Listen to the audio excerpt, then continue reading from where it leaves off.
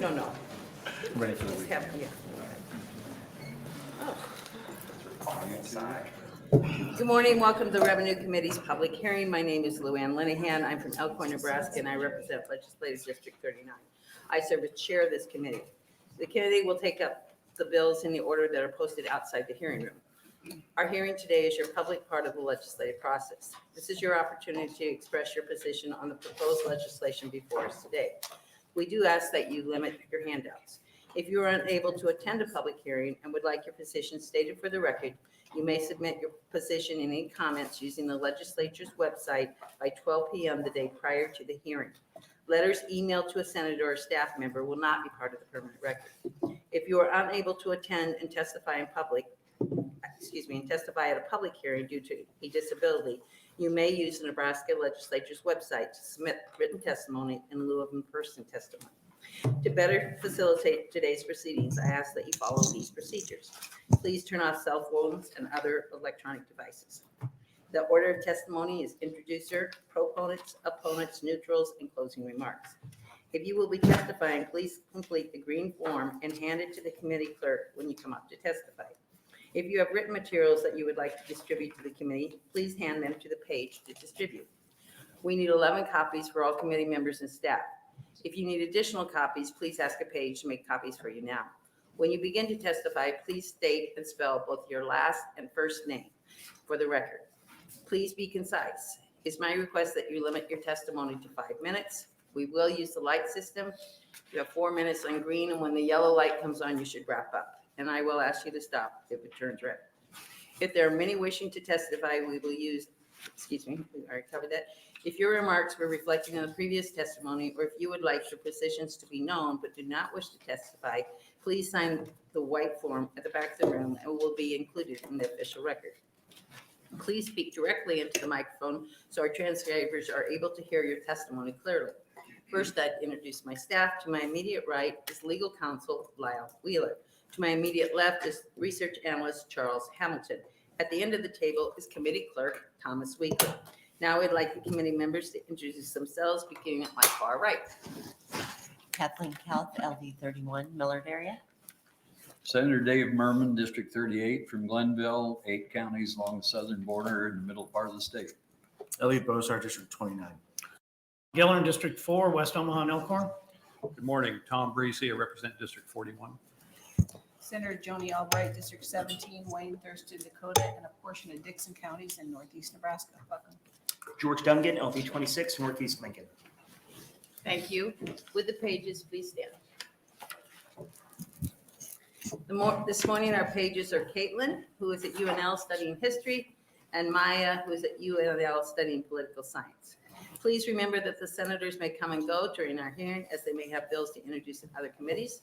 Please refrain from applause or other indications of support or opposition. For our audience, the microphones in the room are not for amplification, but for recording purposes only. Lastly, we use electronic devices to distribute information. Therefore, you may see committee members referencing information on their electronic devices. Be assured that your presence here today and your testimony are important to us and is a critical part of our state government. With that, we will open on LB 732. Good morning, Senator Bostar.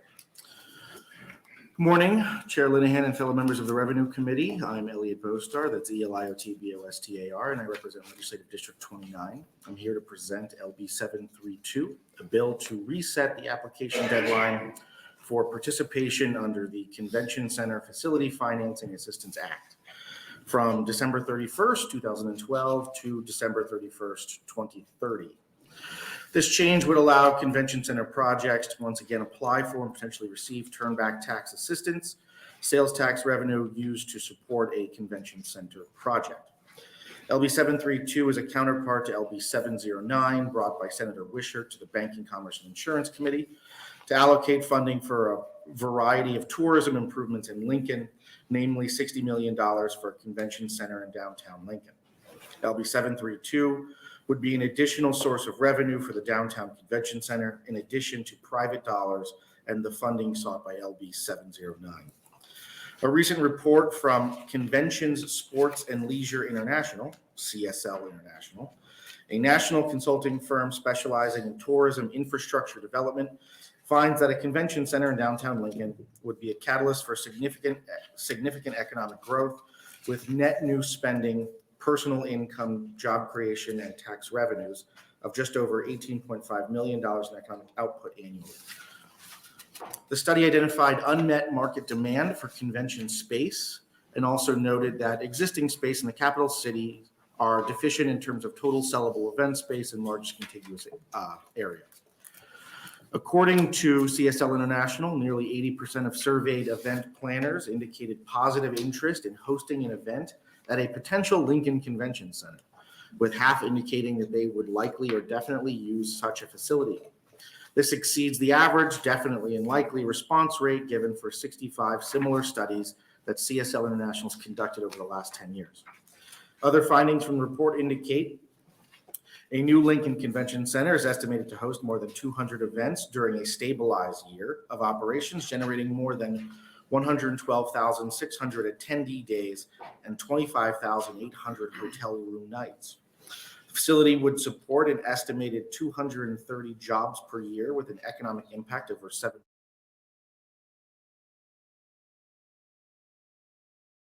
form of state sales tax, state hotel tax, city sales tax, and city prepared food tax collections.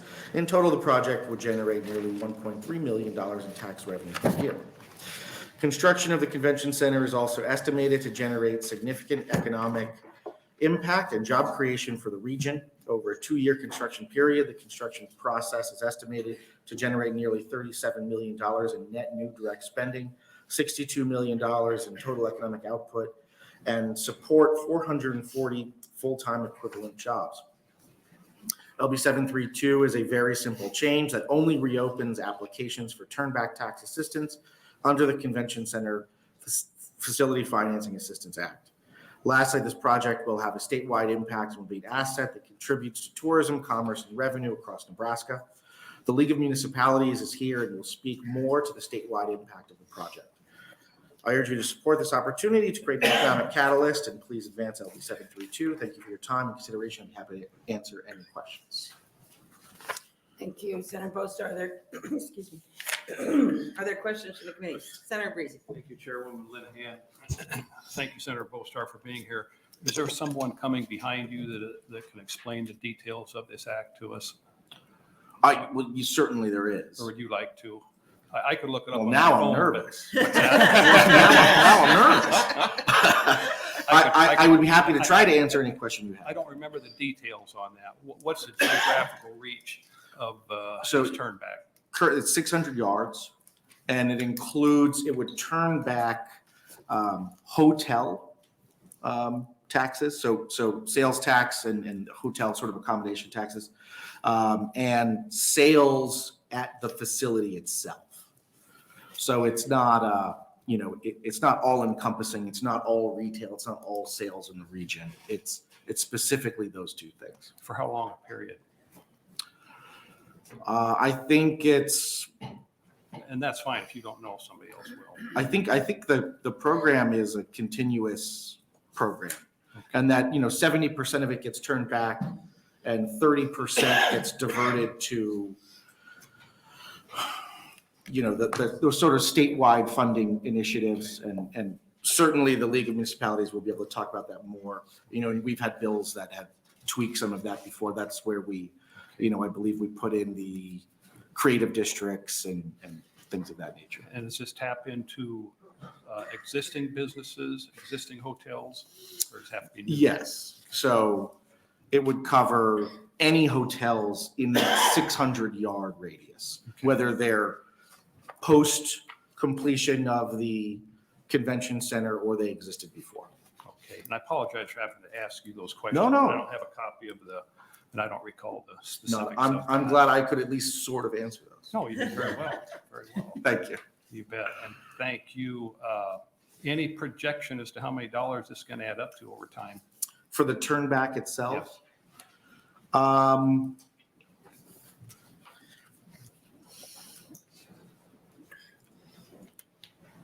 that's hard to answer because, essentially this would add more turnback dollars if there was a new project that was built.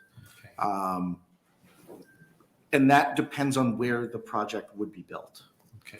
So, it could be built in an area where, for example, in Lincoln, it would just incorporate the Cornhusker. It could be built in an area where it could get the Cornhusker and embassy.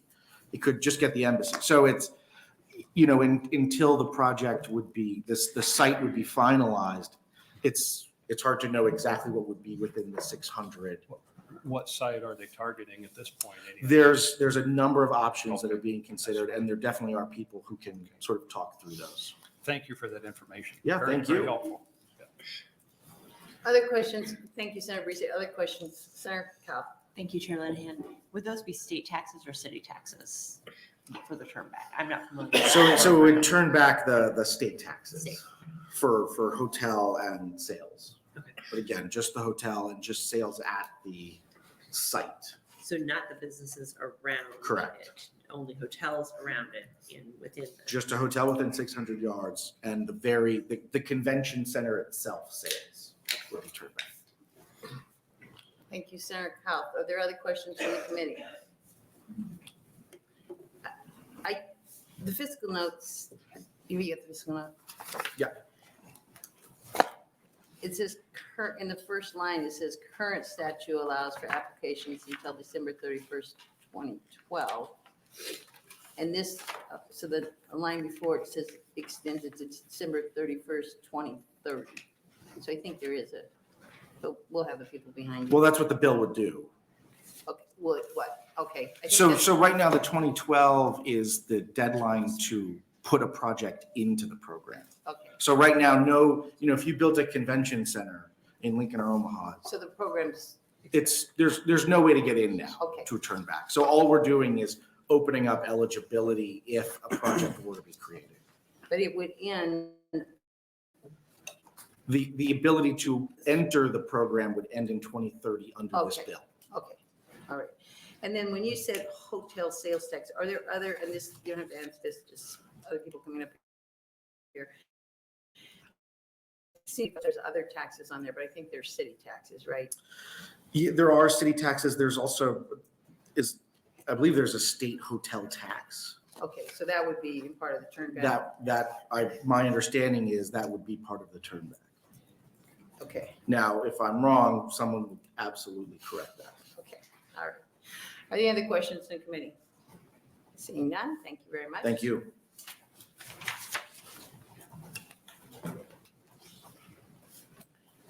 Proponents.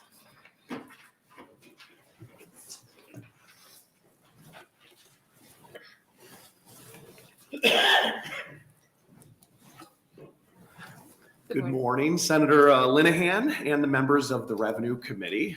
My name is Todd Ogden, Toddogden, and I'm President and CEO of the Downtown Lincoln Association. Our organization has been around for over 50 years, 17 of which I have had the privilege to be a part of. And I am also here today on behalf of my board of directors, as well as Visit Lincoln, the Lincoln Chamber of Commerce, and the Young Professionals Group. In all of my years working with Downtown Lincoln, I do believe the Downtown Convention Center would create more economic vitality, particularly to small businesses, than any other project I've worked on. Our business improvement district includes over 500 property owners, 900 businesses, and over 150 local restaurants, retail, and entertainment venues, most of which this convention center would help support. Downtown Lincoln is rapidly adapting from an 8 to 5 center to a 24/7 urban neighborhood. There has never been an opportunity like this in our history to mold the core of our state's capital city into something that will support and attract our current and future generations.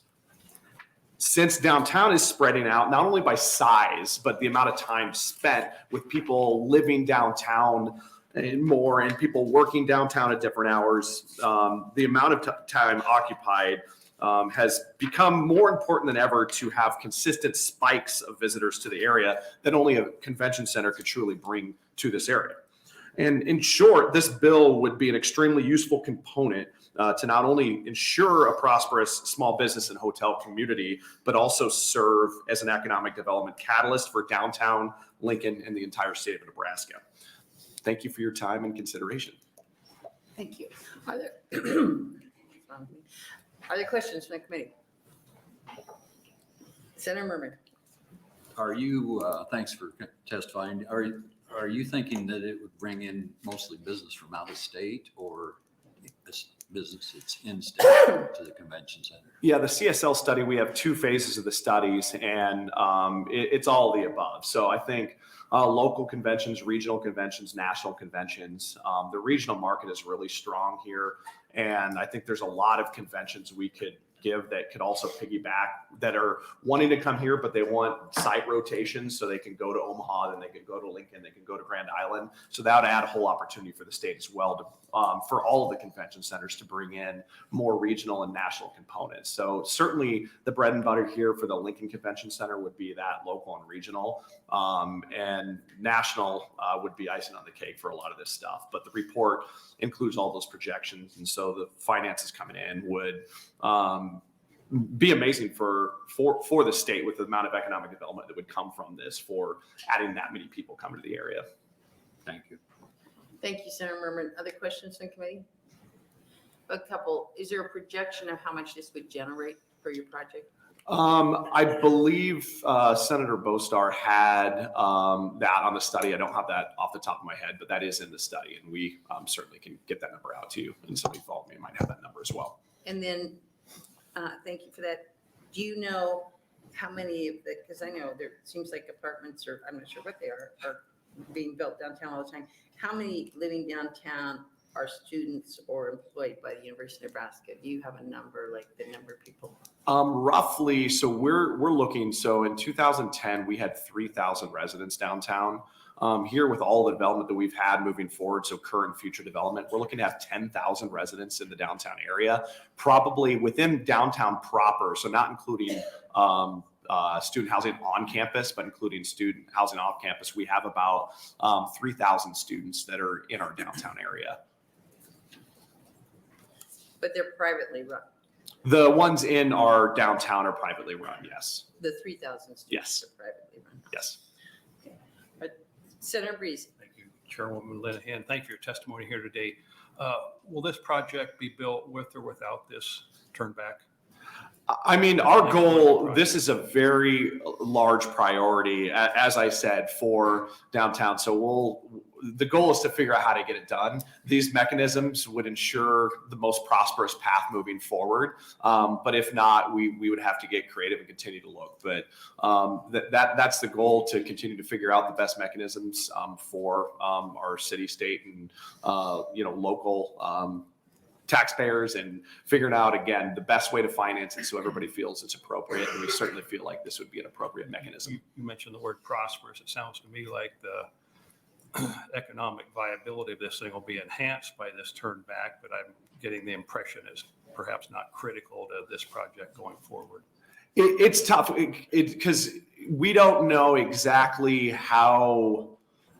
where the public-private partnership would come. So I think things like this would be a great catalyst for the private side as well. So be able to utilize this mechanism along with the other bill that we've talked about for the convention center that would bring it in has made it a lot easier to come out to the private sector to truly get that public-private partnership like we had with the arena. And Dan Marvin will be speaking after me, and he'll be able to talk about that as well, on how those partnerships have worked in tandem with bills like this. Okay. Do you have any projections as to what this turnback tax will amount to annually? I don't have any projections on that. Again, a lot of it depends, but I think a lot of it depends too, not only the hotels here, but this convention center would certainly add likely at least another hotel coming right near that area. It certainly would be a catalyst moving forward, not only for the hotels, but the economic development for the amount of properties and businesses that would spur along this, I think would be gigantic. Okay, very good. Thank you. Thank you, Senator Breeze. Senator Dunn. Thank you, Chairman, and thank you for being here today. I was talking about this convention center idea with somebody just this morning, actually, at a Lincoln Chamber event. And there's somebody who's not necessarily plugged into a lot of the plans that are going on. I know you said there's multiple sites that have been considered for this. Their sort of comment was, oh, it doesn't seem like there's a lot of space downtown that we could put this.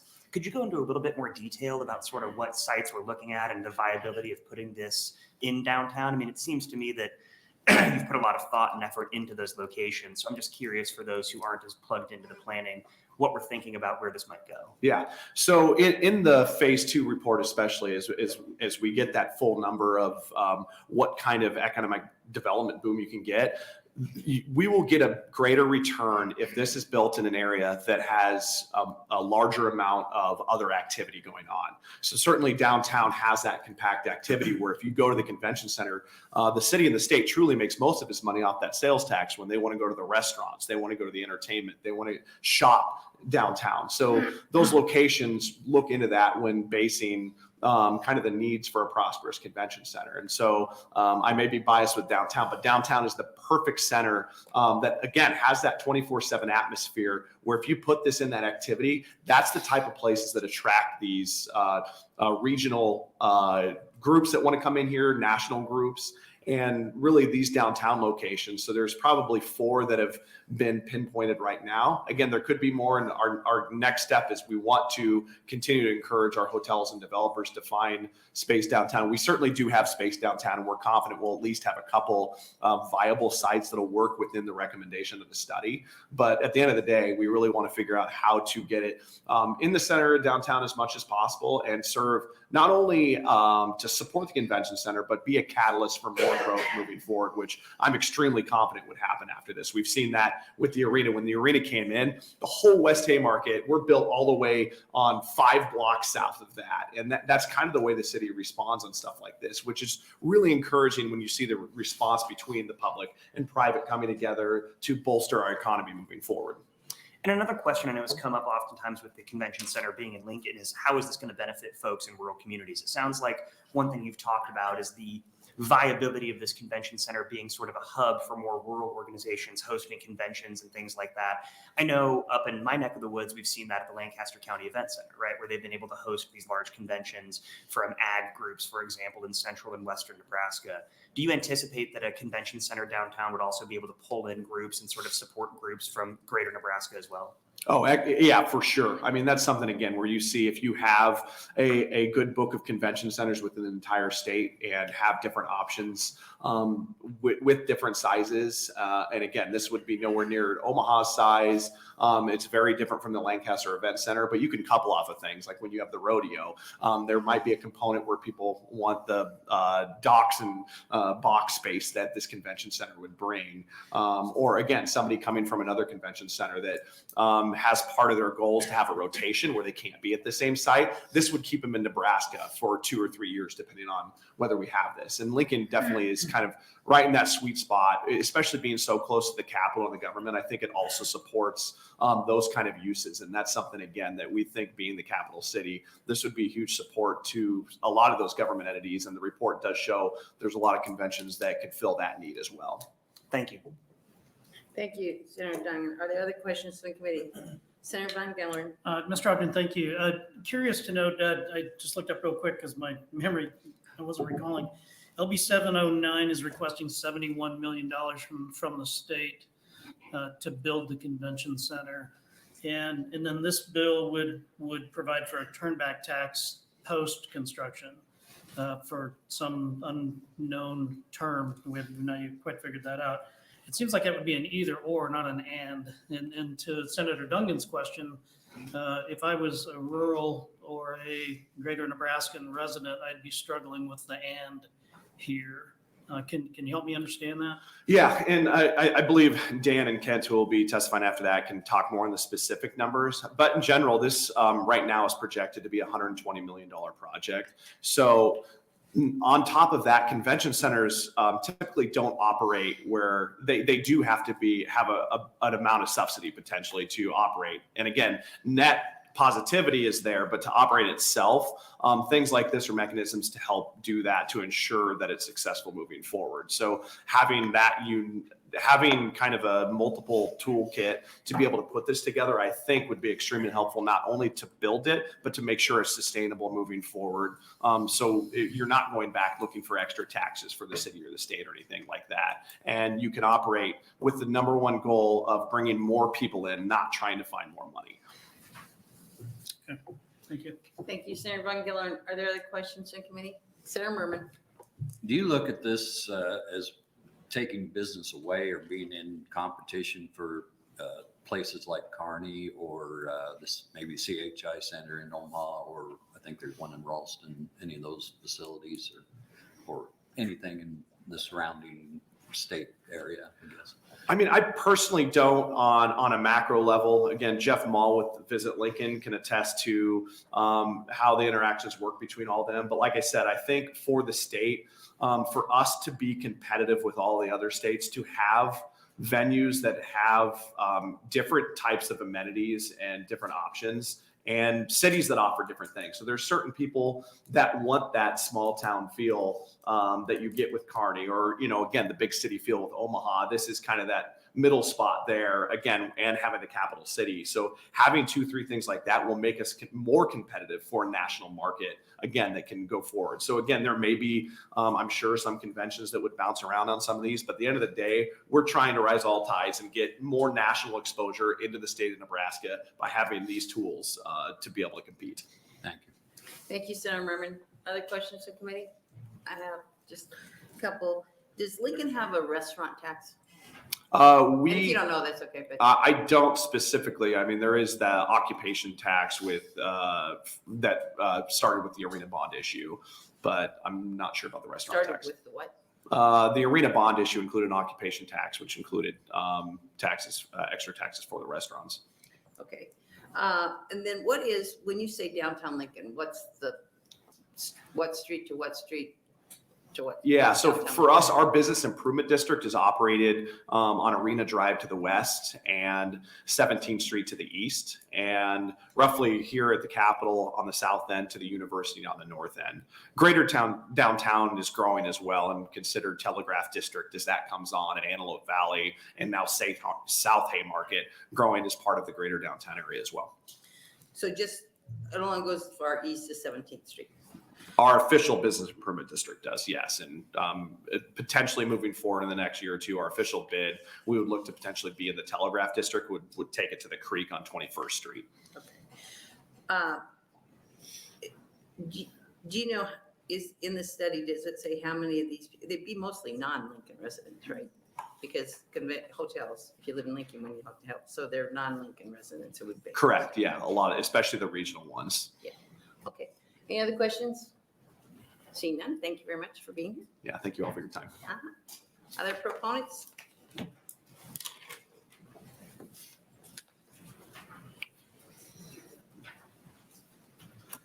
Good morning. Good morning. My name's Kent Seacrest. I am representing the Block 69 Coalition. Block 69 is the block east of the Cornhusker Hotel, and it's owned by only two property owners who are members of this coalition who want to point out that their site is available, but don't want to presuppose that this will be the site, because the city has to go through a selection process. So it will be very important. And we also represent other property owners to the south, which has a half a block to the southwest, and also represent the Marcus Hotel, Cornhusker Hotel people. So that's the coalition that is identified that we have a block available. But I'm not here to talk about the block unless you want to talk about that block. I'm here to talk about the bill. Mr. Seacrest, I know how to spell your name, but could you spell it for the record? Yes, Kent Seacrest, Seacrest. Thank you. We're talking about the Capital City Convention Center. And that's, I think, partly that we have to talk about is the capital city. I've been a land use attorney for 42 years, and my focus of practice is public-private partnerships. I've had the privilege, my first project, my first year, I got to work with H.R. Haldeman, Watergate fame of Richard Nixon, who was the person that got to help work with a rookie to do the Cornhusker Hotel and Convention Center at that time. So I go back that long. I'm involved in Antelope Valley as a public-private partnership, Innovation Campus, Vision 2015, which had the 10 pillars at that Pinnacle Bank in the West Haymarket grew out of and became part of, and other redevelopment projects that involved the city. The convention center basically has two issues, two problems. Build it, which is the capital side, and operate it, which is the operating maintenance side. And when you look about what you and I would call the leading attractive cities in the nation, they all strive for having quality convention centers because of the economic development opportunities. But yet, when you look at just building it, there's a gap. When you look at operating it, there's a gap. But why do these cities do it? It's not the first tier, it's the second and third tertiary economic benefits. That's where the community wins. Both the nonprofit world, the governmental world, as well as the private sector world. These are positive when you look at the second tertiary effects along with the primary effects. That's why leading communities put this in their strategic plan. That's why you're seeing the Chamber of Commerce, who's completing a new strategic plan, saying convention center. That's why you're seeing the Lincoln Community Foundation, who's doing a new strategic plan, talk about this as well. I think this is where you're seeing elected candidates also very supportive. Lincoln is coming together on this, and it reminds me a lot of the 2015 era that I got to be the leader helping the private sector work with the public sector. We did this in 2007, and it generated Pinnacle Bank and other important projects, but the private sector came together and did an extra special raise. Back then, it was probably around $30 million of private dollars that were just contributed. It's been 16, 17 years. It's time for Lincoln, and we're excited about this, to do that extra generational raising of money to do something that will benefit not only Lincoln, but we think the state. There's the soft cost idea. There are the hard gaps, but there's the benefits of innovation, entrepreneurships coming together. These are educational gatherings that happen. They are community building. They're state gatherings. And I think Lincoln needs a quality state facility to help government, to get the constituents here easier and to communicate with you along the way. We're talking $110 to $120 million facility. We're talking about it being on about 2/3 to a whole block is what the studies have suggested. So we need basically a block here. You asked earlier, Senator, about the term. Currently, the legislation has a 30-year maximum term for bonding of this term back. So that's already in the bill. Everybody's been asking about how much could this, Okay, maybe somebody asked you a question because you have your light. okay. Okay, sorry. So are there questions from the committee? Yes, Senator Albright. Thank you, Chair Linehan, and thank you for being here today, Mr. Seacrest. Would this go to the bond, would this bonding go to the city for a vote? If we do a general obligation bond, it sure would. If we decide to leverage as a revenue bond, it either doesn't legally have to, but again, when we did the Pinnacle Bank Arena, we did an occupation tax, and part of that was packaged. It didn't have to go to vote, but we had a vote. And so these turn back dollars that we're talking about, that stays with the project for the 30 years until it's paid off? It could, if we need to go the 30-year term. One of the goals in both this Senator Wishart's bill and I think this bill is we don't want to use property tax. You're struggling with that. Everybody's struggling with that. And so this is if we did a general obligation bond, then that puts into play property tax. So we're trying to have this tool available so we do it more as a revenue bond and not as a general obligation bond that would be backstopped with property tax potential increase. And you've had other projects that you have had the public-private together working. And what projects were those? Well, the whole 2015 10 pillars, we ended up implementing 8.5 of the 10 pillars. And they included things like the Antelope Valley redevelopment, a surety project, Whittier rehab, which you guys were helpful on. Innovation Campus was one of those pillar projects that involves city, state, and private sector dollars. Pinnacle Bank, the private sector contributed to that funding as well. So that's how the community gets further down the road. It should not be government alone. These are multi-sector benefits, and so multi-sector have to come to play. Yeah. And I think it's imperative that we need both the 60 million and the turn back, because if it's 120 million and if you're willing to support the $60 million, and it's 60 million, the bill's 71 million, but it has some other projects in there. But of the 71 million, 60 million has been identified for the convention center part for downtown. So and one of the things we're trying to do is the next phase is to go out and solicit the property owner's support. If you have a site, tell us. And what we're trying to do is have the sites be identified by April so that you can see that we have viable sites. I feel my client's site will meet that criteria because we have the 2 property owners and we have a block. But other sites need to do their best and come forward as well. Thank you. Thank you, Senator Albright. Are there other questions from the committee? Senator Breezy. Thank you, Chairwoman Linehan. Thank you for your testimony here today. Do you have a projection of what this turn back would amount to on average over the years?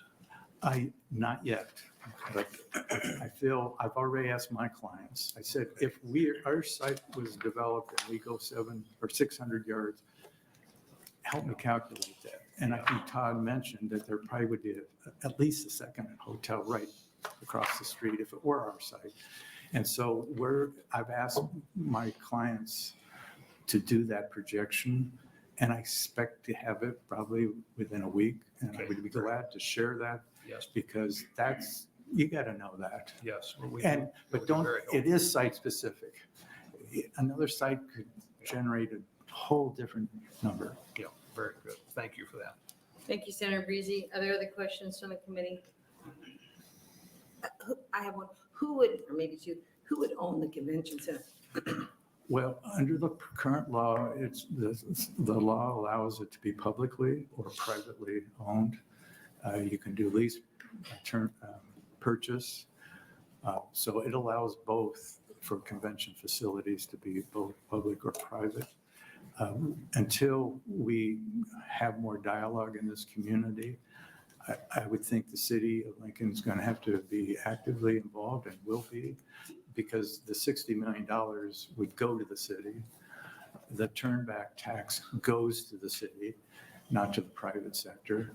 And so they're going to be a major partner. But ownership and who manages it, stay tuned.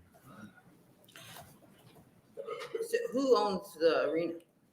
The Pinnacle Bank. city of Lincoln owns the arena. They have a long-term lease with the University of Nebraska. Well, excuse me, the Joint Public Agency, I believe. I'm going to let Dan Marvin. JPA? Yeah, the JPA, I believe. But Dan Marvin, I think, follows me, and he was instrumental in working on that. Okay. Okay, any other questions from me? Seeing none, thank you very much for being here, Mr. Thank you so much. Next proponent.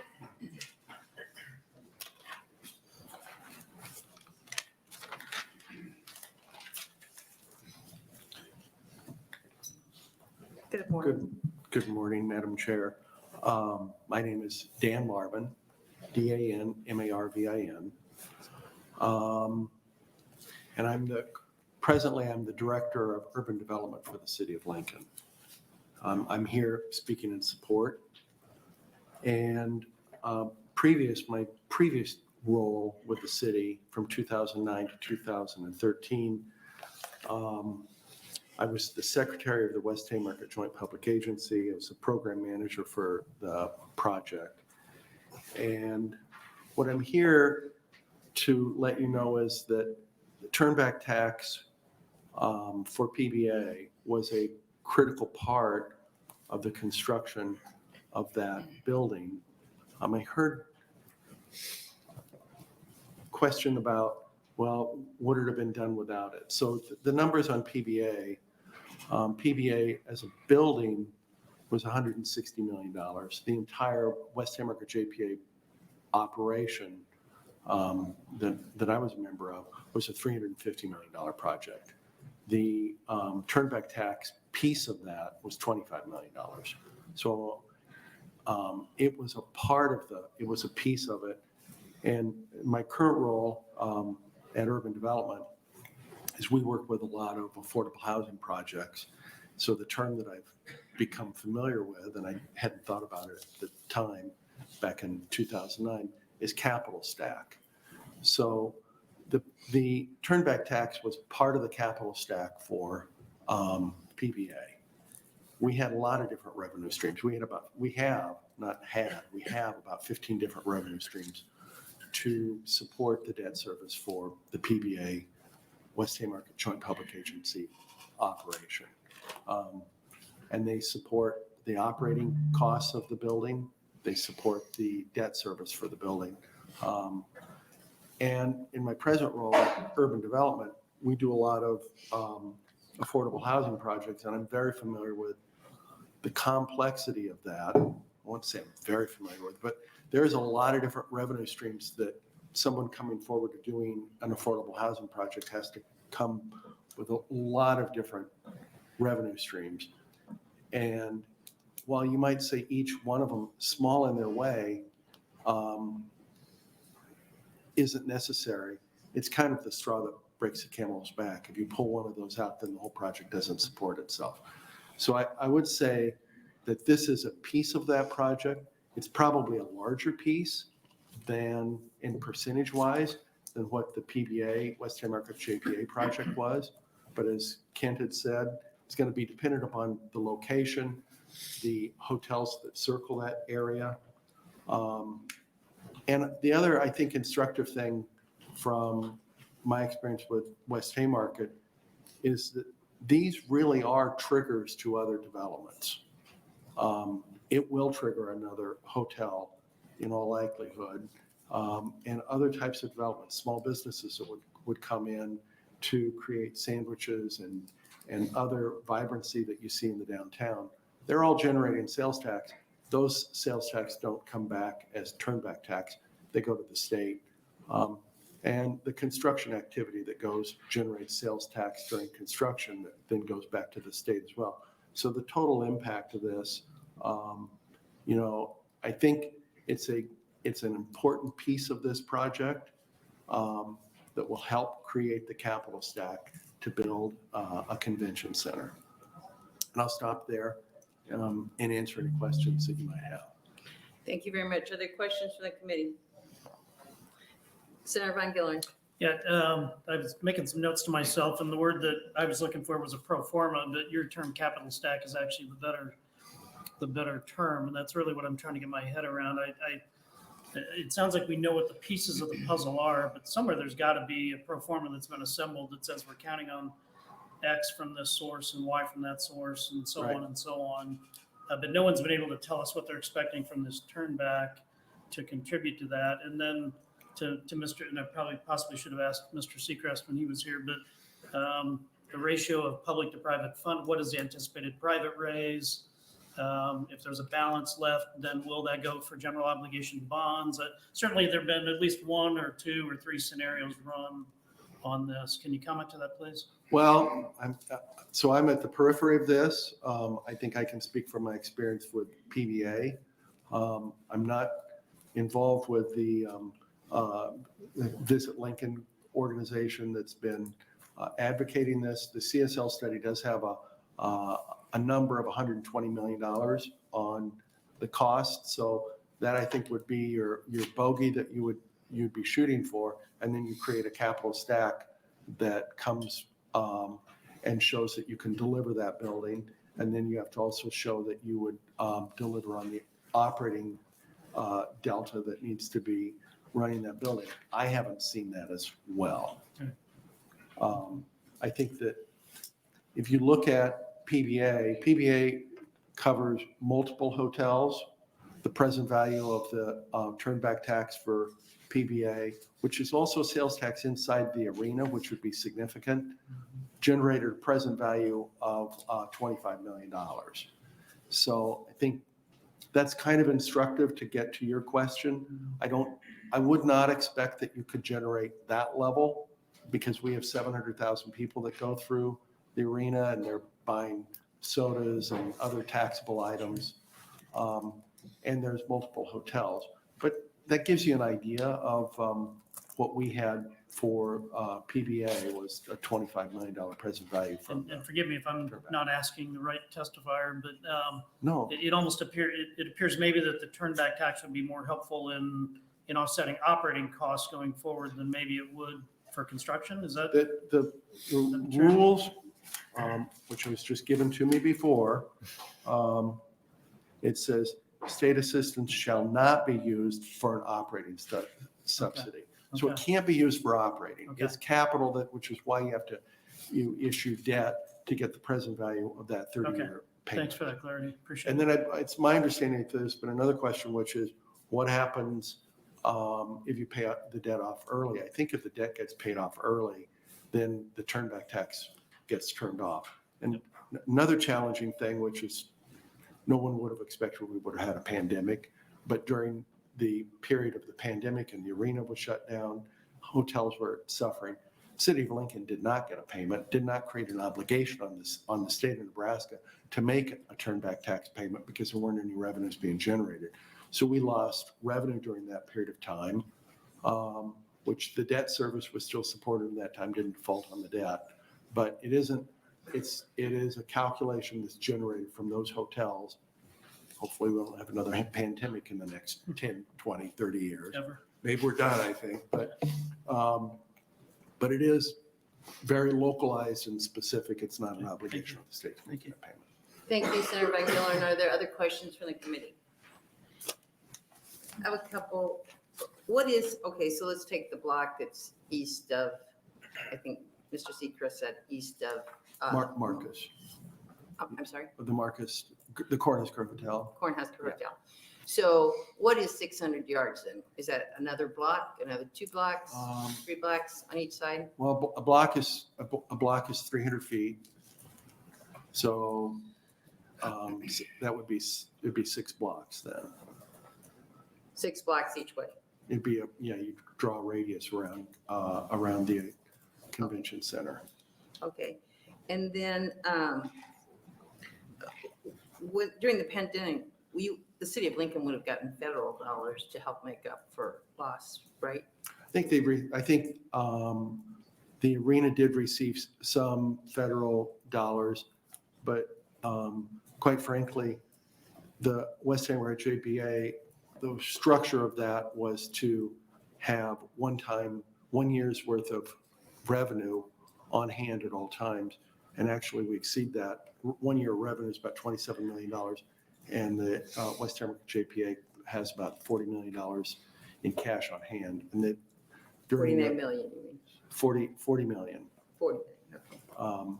of cash on hand to support operations in the event of a downturn. Never anticipated a downturn like that, but so I think we've been able to weather that, and there were some federal subsidy dollars that did come in.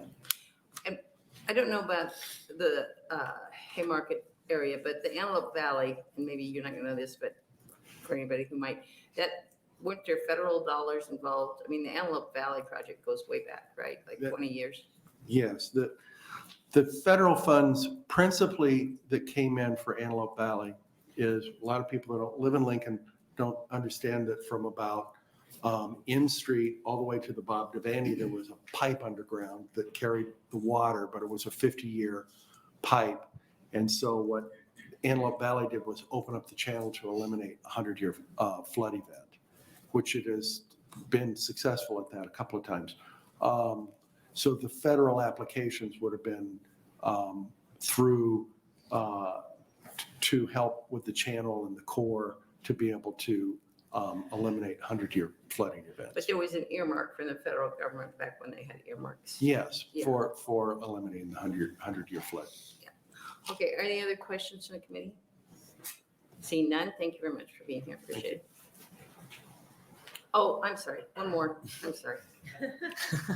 I'm here to answer your questions as I'm best as I sorry. can. What is the city's contribution to this whole plan? Or you know, don't know, it's okay. The answer to that is I don't know. Okay, I haven't seen a complete capitalist. and then one would assume that, I assume the Haymarket, Pinnacle Bank, that area was all tipped and this will all be tipped too. There would be the use of tax increment financing in all likelihood if a new hotel were to come in. That's correct. Okay, all right, thank you very much. Other proponents?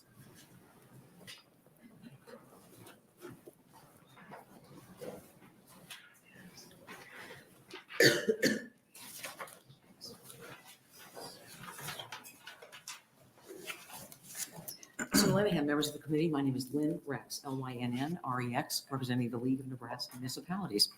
Thank you for taking time to hear this important bill today. You've got three very important bills for your consideration. Would like to indicate why the League is supporting this. This is a bill that's not just good for Lincoln. This is a bill for municipalities across the state of Nebraska. What's being handed out to you, and good news, I'm only going to hand it out once. I will not be handing it out for all three bills, but I will be incorporating my testimony by reference. So what you have before you is the listing of those communities across the state of Nebraska that have received Civic Center Community Financing Assistance Funds. These are grant funds that are available from the 30% throwback sales tax. A brief overview: when you look at the Ralston Arena, the Lincoln Arena, and the Omaha Arena, 70% goes back to those municipalities to pay off bonds. In Omaha, there's a nuance. The 10% goes to certain areas, low-income areas in Omaha. But for example, Lincoln and Omaha, 70% goes to pay off bonds. 30% goes into the CCCFF. That's the listing that you have here. And you'll note that these are grants, that it's a very complicated process that municipalities go through, very thorough process in submitting grants to the Department of Economic Development. I've incorporated for your consideration the 2023 guidelines that DED puts out. We're in a grant application process. During COVID, because of course all these performances were canceled at all three arenas, they literally only did planning grants. So I think it's important to note the importance of this across the state, not just Lincoln. And so one of the things too that you know, and this committee in particular, Chair Lenahan has heard me testify to this before, or Christy Abraham say the same thing, which is we literally don't have state aid. I mean, we have local option sales tax. We're grateful for that. We have gas tax funds, but in terms of state aid, like you would have TOs for schools, we don't have that. So this is literally the most important program for municipalities in terms of being able to have access to this. And very shortly how this came about was because of your former colleagues, Senator Brad Ashford and David Landis. This is when the Quest Center was going to be developed. And the city of Omaha came forward and said, we need money. We need to have help with this. It's going to help the state of Nebraska. And David Landis went to Brad and said, that's fine, but you have to have something for the rest of the state. And so that is how the concept of turnback sales tax, sometimes known as throwback sales tax, was developed.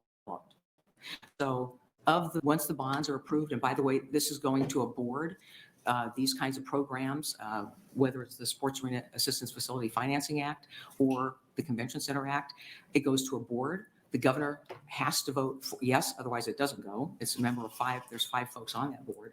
So these are thoroughly vetted. So from a different standpoint, the League of Nebraska Municipalities, one of our major missions is providing training for city officials across the state of Nebraska. We are one of those organizations that would be using this new facility. And by the way, I don't recall who it was that asked the question. Maybe I think Senator Merman, you asked the question, well, would this be in competition, for example, with the Kearney facility? organizations like the League, we go back and forth so that we are in Western Nebraska. Although a lot of people don't consider Kearney Western, it's the center of the state, but we go back and forth with these facilities. So we need to have a place here in Lincoln. And I think it's very important right now. We're going to the Cornhusker Hotel, Embassy Suites, for example. We can't go there for our conference, for our big conferences, because they don't have enough breakout rooms. So this is really important for the city. But we're here today to underscore the fact that this is important for municipalities across the state. This literally is a way in which they can get funds to do the kinds of projects that are good for them. And for example, you'll note too what the requirements are now. As of last year, tribal governments are also eligible to apply for these funds. During the COVID era, only planning grants were given. And the Department of Revenue, or Economic Development rather, has just indicated that they think that we're going to be going back to pre-pandemic levels in this fund. Which would be about 5.7 million in 2019. Boy, I hope we get back to that because of course everything just tanked, as you would imagine, and only planning grants were given during the COVID era. So what you have here is a complete listing of all the grants that have been given from 2004 until currently, and that's roughly $32.5 million that's gone out across the state. Extremely important. So be happy to answer any questions that you have. And again, the same information I'll be referencing in the other two bills as well. But I cannot emphasize how important this is, not just to Lincoln, but for the rest of the state. Not just for those of us that do conferences in this state, but also for the other cities, your villages that get these funds. Thank you very much, Ms. Rex. Are there questions from the committee? So did you say 70% goes to whatever, the convention center, but then 30%? No, if I said that, I misspoke. Well, no, 70% I goes. didn't think it was right. Okay. So that's what I'm asking. 70%, Senator, let's take the Lincoln Arena or the Ralston Arena. Okay, 70% goes back to the city. These are publicly owned. They go back to the city to pay bonds. 30% of the throwback sales tax goes to the Civic Center Financing Assistance Act, the CCCFF. In fact, if you would be kind enough to look at the last sheet of this handout, the bigger handout, I included for you the form that the retailers fill out. And you'll note that there are now 4 entities because Kearney just recently, Ralston's under a different act. Omaha and Lincoln are under one act. Ralston's under the Sportsman Assistance Facility Financing Act. Pardon me. And then also Kearney recently did that as well. So the last sheet of this, the very last sheet, shows you what your retailers fill out in order to participate in this effort. But it goes to basically you are dealing here with not just the local governing body and what they do, but you're also dealing with approval of this. This is not self-executing. This is approval by a state board comprised of the governor, and under the statutes in both events, the governor himself or herself has to vote yes. Of the 5 that have to vote.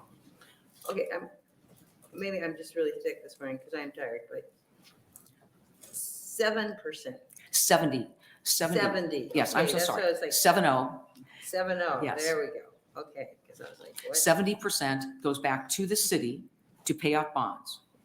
Now in Omaha, Senator Linehan, because Senator Chambers was successful in getting an amendment years ago, 70% goes back, but 10% has to be used in a certain area in a certain way for low-income areas. And then 30% for all 3 arenas, and also now the Kearney facility goes back to the CCCFF, which is critically important. Okay, thank you very much. Are there any other questions from the committee? Seeing none, thank you very much. Thank you for your consideration. Thank you. Other proponents?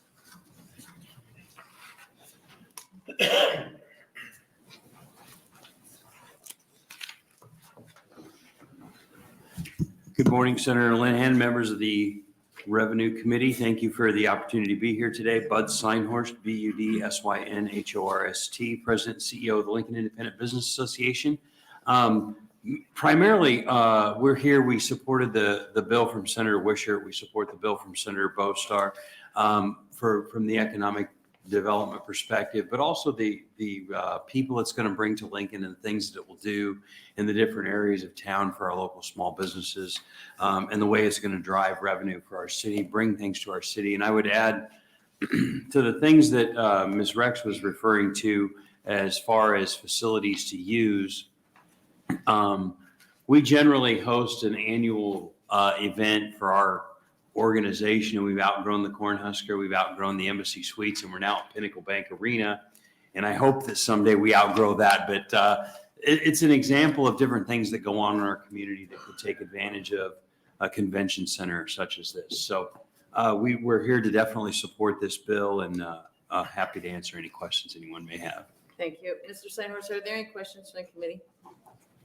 See none, and you're probably not the right one, but to give Senator Bostar a heads up on here, it's a $120 million project. That's just to get it built, not operating. The state's kicking in 70, and then. Actually, Senator, it's 60 from the state because the 71 in Senator Wishart's bill. I'm sorry to interrupt. No, that's good. An additional 11 million of that goes to other projects, I believe, unless Senator Bostar wants to throw something at me and tell me I have that wrong. Okay, and then the turnback tax, somebody suggested might be, it's a very loose number, I know, 25 million per year, I think. So what's the city's cost on this? Where does the city, it's in the city of Lincoln. What are they putting in the deal? That, Senator, I'm not familiar with. I will tell you, I'm absolutely not the person to answer that question, even though I stayed in a Holiday Inn recently. All right, thank you very much. Thank you very much. Any other proponents? Any opponents? Anyone wanting to testify in the neutral position? Senator Bostar, would you like to close? And let me see, do we have any letters? I'm not sure. These aren't. No, we do not. There are no letters. Thank you very much. Yes. Thank you, Chair Linehan and members of the Revenue Committee. I can't imagine that the turnback would be $25 million a year. That sounds extraordinary in general. I think. And that could be for the whole life. I don't know. Yeah. That's what we need to fight. That's important. Sure. And again, and it'd be nice to have those numbers, right? But without knowing. There's got to be estimates. Absolutely. And I think there's ways to model this. Okay. But depending on where we put it, it changes a lot, right? If you're getting, the expectation is wherever we put this will probably create the development of another hotel. But if it also then, if that 600-yard zone contains an existing hotel, that changes it. Maybe it does, maybe it doesn't, depending on where it goes. Maybe it has two. It's possible with where the hotels are in Lincoln. You could capture two large hotels that are already existing in a 600-yard zone. So if you position the convention center there, right, that's a lot more turnback than if you put it in a place where you're only relying on whatever the new hotel is. So I think those models can be done, those estimates can be made, but I just want the committee to keep in mind that a lot of it really depends on where this is going to go, which we don't know at this time.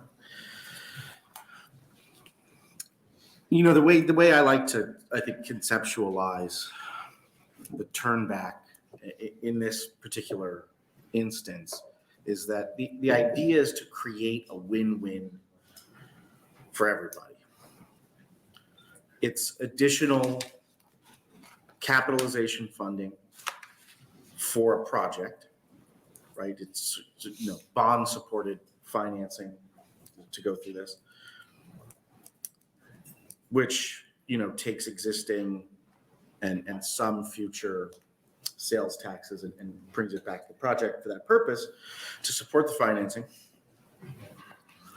But we're also going to be creating more development from this. And those sales taxes are going to the state. Right, so if we build a convention center in Lincoln, there's going to be a lot of development around it. And yes, we're going to take whatever's going from the facility itself and from hotels, but whatever, all the restaurants that pop up in the area, that's, those sales, those go into the state. We're not diverting everything. And so the idea being that we use this as an economic engine to spur development, but also then, I think depending on the numbers and depending on where it goes, there's a case to be made that you're looking at breaking even with what we can, what we're bringing in for sales to the state, and then that additional revenue going back to the state. We're looking for win-win solutions here, and I think that's the framework that I would encourage the committee to view this. And I'd be happy to answer any other questions. Are there any questions from the committee? I thought it did include restaurant sales tax. I don't Well, let's believe it just- does. No. No restaurant sales tax. No Restaurants in the hotel, yes. In the hotel, yes, it includes from the hotels and includes from the facility itself. So if the convention center has food sales, right, it would include that. But as far as, if you're in downtown Lincoln and you build a convention center and we're bringing, another 1,000 people around every few days, all the restaurants in downtown Lincoln are going to get increased sales, which all of that goes back to the state because won't just be hotel derived. What is the city's contribution to this project? I think a lot of that's being determined. I think they're going through the process of site selection, which will then include looking at modeling for turn back. So because we don't have the site chosen, we have the options that have all been determined to work, right? I mean, Okay. at a high level. So as it's not me, as the folks who are doing this go through and make that selection, then it'll be easier to model what the turn back could look like as far as contribution. And yes, it is. It's the $60 million in the other bill that's in banking. We don't know yet, but it will be public-private partnerships here. And it's not just city contribution. It's also, we're looking at private contribution. Businesses, philanthropic contribution to develop and grow Lincoln. That will also be an important component of making this project work. As well, the city will be, since the city will be the owner, the city will be carrying the costs of the project going forward in perpetuity because, as we talked about, the turnback can't finance or can't fund operations. So that would fall on the city to do. And, the right pricing models for how to attract and maximize overall growth and development really means, as was mentioned, that these are operated at a bit of a loss because it's an overall net gain for the community. And so that loss would also, that's the city's to bear. All right, are there any questions from the committee? Okay, and no letters, so we bring the hearing on LB 732 to a close. Thank Thank you you. very much. And we'll open the hearing on 797.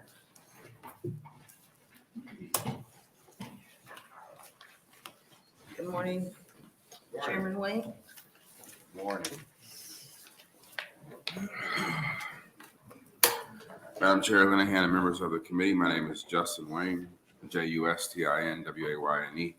And I represent Legislative District 13, which is North Omaha and Northeast Douglas County.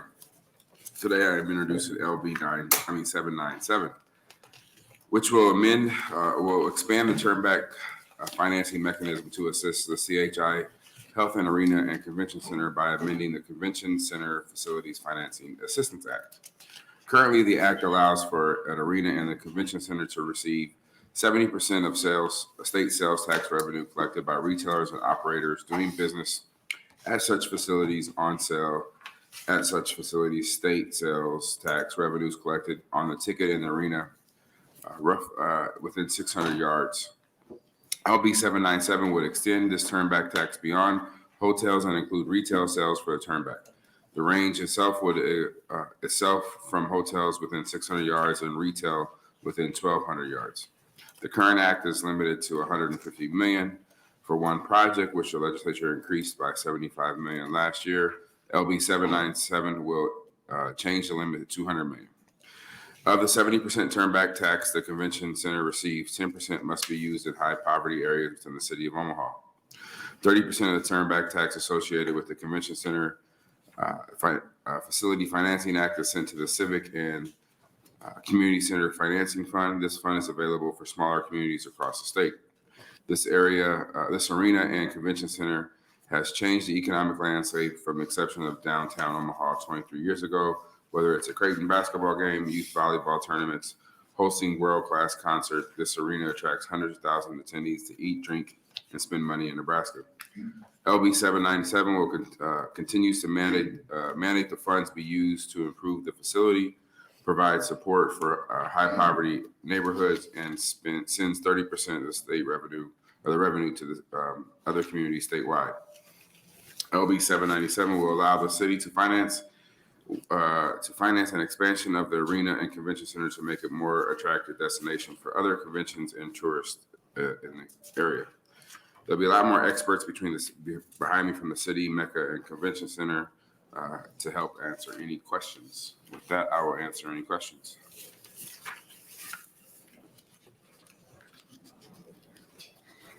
Are there any questions from the committee? Senator Kyle. The memo that came out said that it's a single project to $250 million. 200 million. It is 200? Yeah. Thank you, Senator Kyle. If there are no other questions, what did we do last year? Take it up to 150? 150 last year, yeah. So last year took it up to 150, but we didn't expand the footprint. We didn't No. go to the 1,200 yards. No, we did not go to 1,200 yards.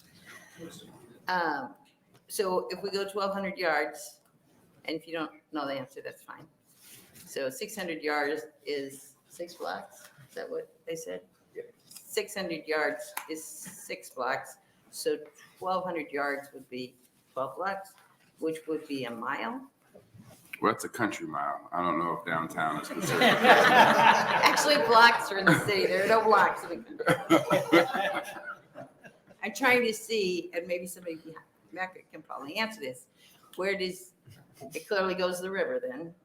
Can't go into Iowa, I don't think. Correct. So it goes the river and then all the way to the airport? I'll let somebody else answer that. Okay. I don't believe so, but yeah. Okay. All right. And the city, I noticed in the fiscal notes, the city's not contributing anything to this project. No. Oh, wait a minute. Maybe I'm wrong here. City of Omaha revenue, 7 million. Oh, That's yeah. what they would get. Is that what they're thinking? It would provide 7 million in revenue in 2023, 2025, and then they don't go past that. No, it would be increased revenue, yes. It increased revenue, right? And the county doesn't have any. Okay. All right. Any other questions? Thank you very much. And you're going to stay to close? or- Yes. Okay. First proponent. Oh, heavens. Good morning. Good morning, Senators, Chair Linehan.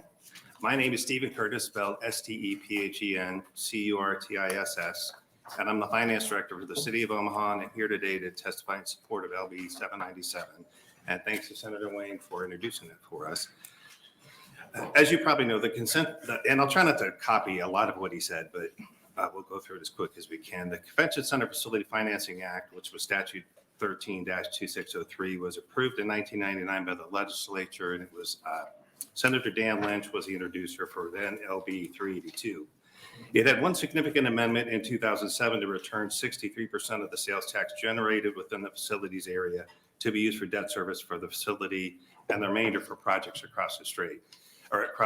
And yeah, I did say 63, not the 70, and it's that nuance that we can talk about a little bit more later. The center has been a huge economic driver for Omaha, for the region, for the state, and it's responsible for thousands of jobs, not only in hotels, restaurants, bars, but transportation companies and a number of other things. It's also responsible for jobs across the state because of the fund that Lynn Rex has talked about a little bit, which is the Civic and Community Center Financing Fund.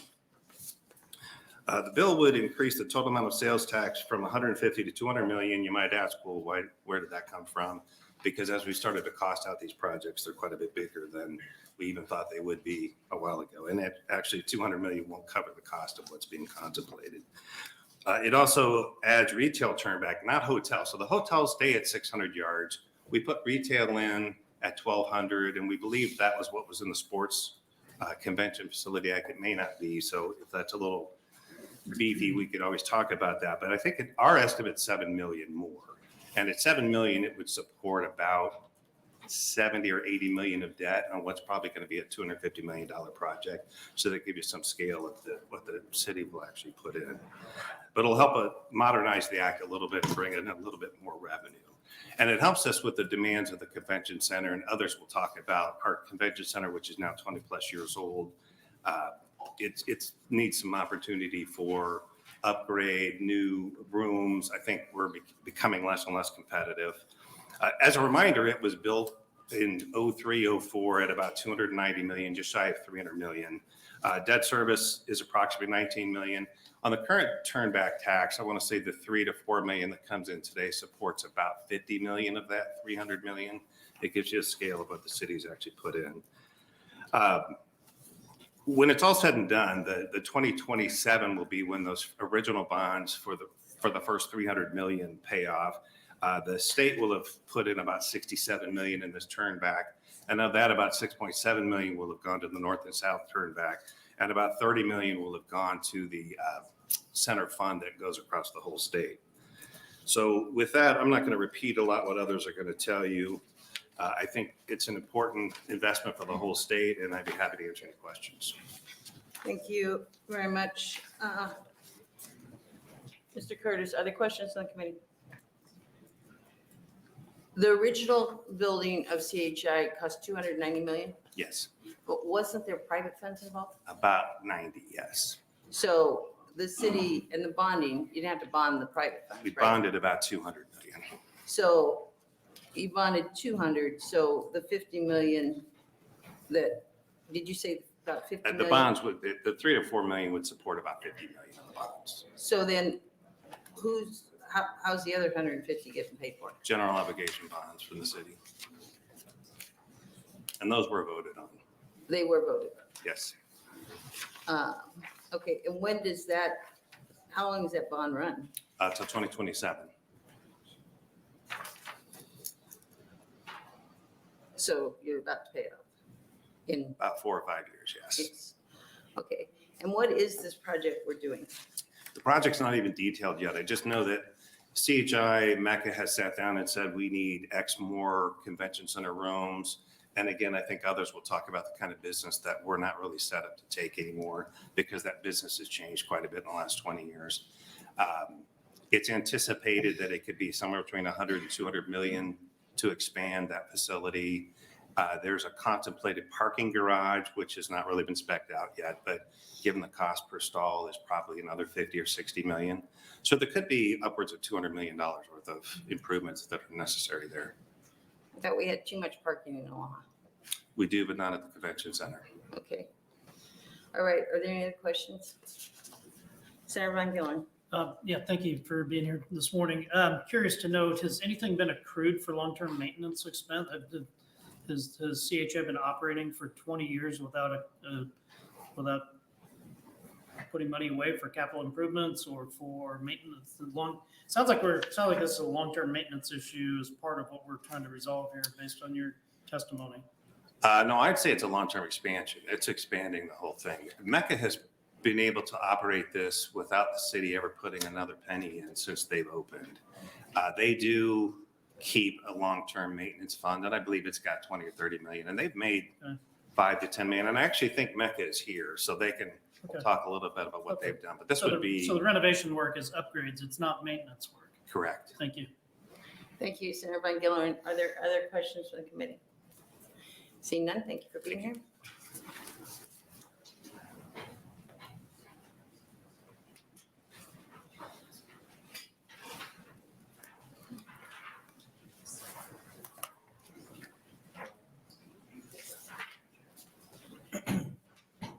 Good morning. Good morning. How are you? time? Great. Good morning, Senators. My name is Deborah, Deborah Ward, Ward. I am the Executive Director of the Omaha Convention and Visitors Bureau, also known as Visit Omaha. I'm here today to testify in support of LB 797. I'm also a member of the Nebraska Tourism Association, NEDA, and have been authorized to support this bill on their behalf as well. The mission of the Omaha Convention and Visitors Bureau is to stimulate economic growth for our community by increasing the number of visitors who travel to our city. We do that in a number of different ways. One, we promote and advertise the city as a tourism destination to attract leisure and convention travelers. And two, we have a sales team that researches and finds convention and event business that fits into Omaha. They then work with our hotel and convention center partners, negotiate, and then bid against other cities for that business. The vast majority of cities we bid against are outside of the state of Nebraska. Last year, we secured $137 million worth of business for future years. And over the last 5 years, including 2020, we did not sit on our hands during the pandemic. The Omaha CVB worked with our partners to secure more than $761 million in meeting and event business for future years. And I keep saying future years, it's because we typically are working at least 3 to 5 years ahead to secure business to lay that in. In fact, we currently have business on the books for 2029 and are working on business in 2031, if you can believe that. The CHI Health Center Omaha Convention Center is key to our sales efforts. In fact, the majority of the business we book includes the convention center. I'd like to point out a small distinction. We focus our sales efforts mostly on the convention center space, which is under the same roof, but it is separate from the arena. And the amount of that convention center space, 346,000 square feet of it, has not changed in 20 years. The majority of cities we compete against for meeting business have well over 500,000 square feet of meeting space. As we look toward the future, if we're going to remain competitive, we must start to look at improvements and expansion of the convention center. And before expansion can even be realized, we have to have a financial mechanism to help support it. And LB 797 is that mechanism. And the beauty of the way this bill was originally written, and Lynn Rex referenced this earlier, and remains in LB 797, is the more successful the Omaha Convention Center is, the better it is for the entire state.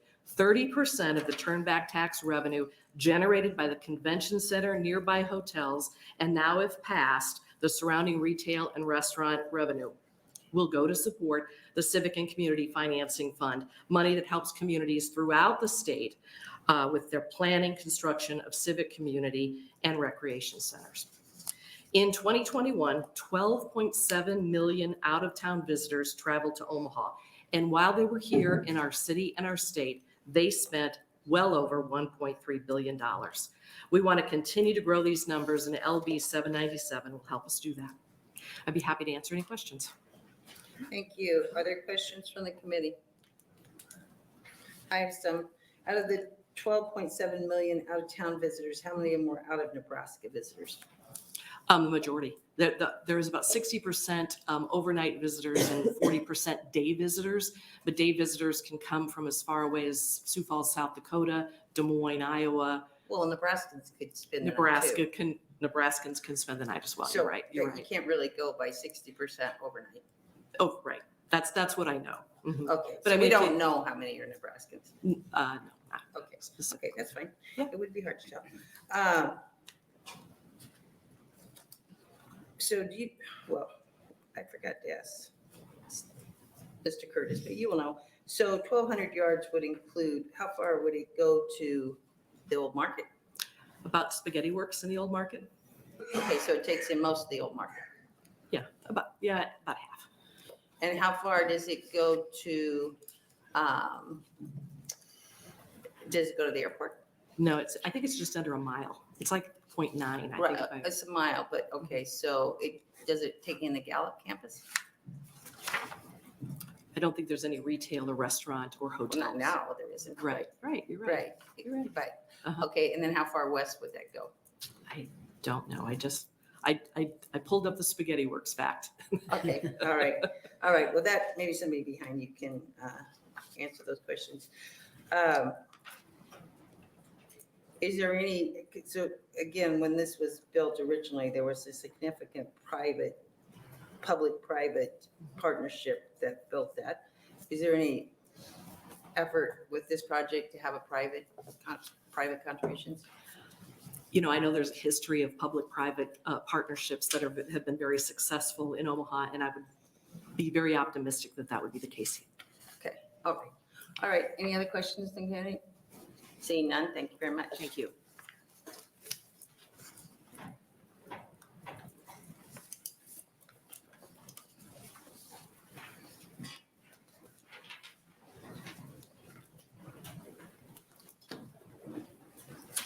Good morning, Good Madam morning. Chair, members of the committee. My name is Tom Kelly, spelled Tomkelley. I'm here to testify in support of LB 797 on behalf of the Metropolitan Entertainment and Convention Authority, MECA, its board of directors. We're a 501c3 nonprofit organization. As a board, we provide oversight for the activation, maintenance, and improvement of the CHI Health Center, Charles Schwab Field, and the riverfront parks, all located in downtown Omaha, Nebraska. My testimony today pertains to the largest arena and convention center in the state of Nebraska, CHI Health Center. Since opening its doors in 2003, CHI Health Center has been an economic asset for the state of Nebraska, in a typical year welcoming approximately 1 million guests. The concerts, conventions, and meetings at this facility generates significant amount of hotel and restaurant revenue to the community. In order to continue earning this business and compete on a national level, MECA must ensure that the CHI Health Center remains in the highest quality condition. Over the past 6 years, MECA has spent over $20 million in improvements at the CHI Health Center. These improvements include the installation of traffic safety barriers, arena seating, renovation of meeting space, cellular technology upgrades, and kitchen upgrades. These upgrades were principally paid for out of MECA's operating reserves, which are generated by, I would say, an average EBITDA produced of roughly $4 million per year. There's no city subsidy involved in those improvements. Despite growing demand, there has not been expansion in the CHI Health Center Convention Center since the facility began its operations approximately 2 decades ago. We estimate that due to the lack of meeting space in our existing facility, CHI Health Center is missing out on nearly 1/3 of the available convention center business it could otherwise compete for. After 2 decades of operating in our current facility, the time has come to reinvest and expand our convention center space so that we can more effectively compete and attract national convention business to the state of Nebraska, and bring with it the tourism expenditure dollars that accompany such convention center business and travel.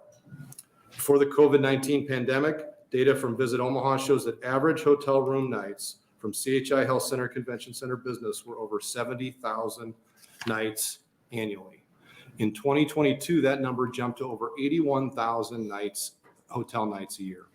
We believe that with an expanded convention center space, we can substantially increase the economic activity coming into the state of Nebraska.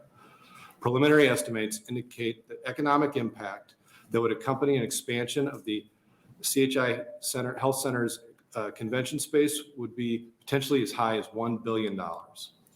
LB 797 would be a critical financing tool for MECA to utilize in making this investment in its facilities, which would be of great economic benefit to the state of Nebraska by significantly widening the base of convention business for which MECA, CHI Health Center, and the state of Nebraska can contend. Thank you for your time and consideration this morning, and I'm happy to answer any questions. Thank you, Mr. Kelly. Are there questions from the committee? So do you know how far? I'm guessing it goes to about Central High School. I'm sorry, Madam Chair, I'm not in a position to answer exactly how far. I just know it's 1,200 yards. Okay, and then, so right now, currently, it just includes hotel and restaurant sales tax that's currently going back to pay, right?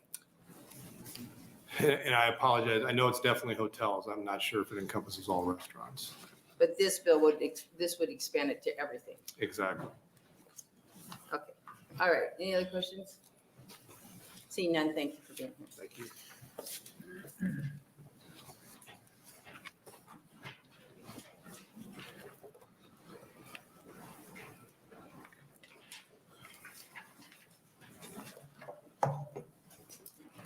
Mr. Linehan, good morning. Members of the committee, my name is Lynn Rex, Lynnn-Rex, representing the League of Nebraska Municipalities. We appear here today again in support of this important bill. This bill is going to be helpful not just again to Omaha, but to other municipalities across the state. I will incorporate by reference the handouts that I gave at the prior hearing on the Lincoln proposal because the same things apply. And I would just like to underscore a few things too. I hope you take time to look at that list. It goes all the way across the state of Nebraska, from the largest communities to the smallest communities. We have 529 cities and villages in the state of Nebraska. We have 380 of those with a population that are villages. On paper, 100 to 800, but many of those are below 100. You'll note that the kinds of projects that they're having funded, a roof on their community center, that's where they have receptions for funerals, for weddings, for proms, things like that. These are important facilities for them, and they're in most of your districts. So we really appreciate you taking time to look at that and the importance of that. I will also indicate to you that, of course, Lincoln, Omaha, Ralston, and now Kearney, because of their recent successful efforts in getting their application done on the Sports Facility Financing Assistance Act, those 4 communities are not eligible to receive CCCFF funds because their contribution, if you will, is putting into the CCCFF and they're getting throwback sales tax dollars. So one of the things I just like to underscore too is that over the years, there have been a number of programs eliminated to fund municipalities in this state, which is again underscoring the importance of this for the rest of the state. Important for Omaha, no doubt, but also for the rest of the state. For example, and Senator Albright, you may remember this, maybe when you were a city council member in Papillion, the Municipal Infrastructure Redevelopment Fund. We affectionately called it MRF. MRF went away. When the legislature was facing fiscal crisis over the years, they said, oh my gosh, we got to cut it and cut it and cut it, and we'll reimburse it when there's time to replace it when we have some economic recovery. That never happened. In 2011, LB 383 passed. That bill eliminated what there was in state aid to municipalities at that time, which was even then a really inadequate replacement for a partial replacement for some of the special exemptions, well-intended, granted by this legislature, by your predecessors for a number of things. So in any event, our quote state aid, this is it. This is important. And it's being funded by municipalities for municipalities. And so again, that was the magic deal put together by Senator Brad Ashford and Senator David Landis, so that the entire state benefited. At the time when Omaha wanted Quest Center, it wasn't just going to be for Omaha, it's for everybody. And that has absolutely proven to be true. So we really appreciate the efforts of these 3 arenas and what they've done, not just for the state, but also for other communities across the state. In addition, I'd just like to underscore too that the National League of Cities, and some of you are familiar with that national organization of which we are a member, every state league belongs, and they've looked at Omaha to do a national convention. And this was some time ago, and they just came back and said, because we were trying to promote that as a state league, saying, gosh, come to Omaha, look at Omaha. And at that time, Lincoln really didn't have a place that was, and doesn't now, that could attract that kind of national convention. And they just said, there's just not enough meeting rooms. And I think that's the point that Deb Ward was making, that it's huge when you go there, and a lot of you were there for the inaugural event, which is wonderful, but at the end of the day, they don't have enough meeting rooms to compete with these national conventions. It'd be great to bring some of those folks, whether it's in Lincoln or whether it's in Omaha. And Kearney, let me just talk about Kearney. What a phenomenal facility they have in Kearney, Nebraska. Phenomenal. So in any event, that particular regional center, though, in terms of their conventions and everything else they're doing there, if you're having a regional effort to drive in, but to bring in huge corporate jets, someday I think they'll be in that position, but they're probably not there yet. But they've done some amazing things there, and we do a lot of our conventions there too. So with that, I'm happy to answer any questions that you might have.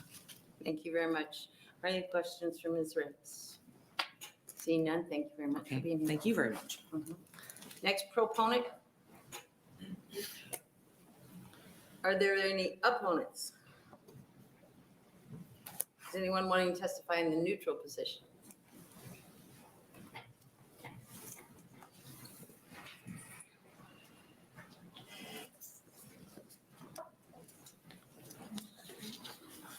Welcome. Sometimes in your career in the Senate, you just happen to come across a bill that just works. This is one of those bills that just works. It works for everybody. It works for the state. It works for Omaha. It works for the areas in high poverty with the turn back tax commissions who give back grants to the community. It just works. And I look forward to having this on a consent calendar. I'll answer any questions. That's very funny. Are there any questions, sir? Yes, Sir Von Gillern. Senator Wayne, thanks for making us smile. Appreciate you being here. The fiscal note, possibly I should have asked this earlier. Obviously this change will impact not just CHI, but the potential if Lincoln were to move forward also, correct? Yeah. Asking about the bill, not the fiscal. Then the next question is the fiscal note would change dramatically or change substantially if Lincoln was approved also. Is that, I don't remember reading about Lincoln in here, but. and that's my point. I think the fiscal note is drafted around the potential for a single project in Omaha, but would increase should Oh, yes. our previous bill, nope, it's all a mess here, be passed in the Lincoln Arena go forward. I'm assuming, yes. I didn't hear the previous bill, Okay. but I'm assuming you're right. All right, it was with regards to the Lincoln Convention Center. So, okay, thank you. Any other questions from the committee?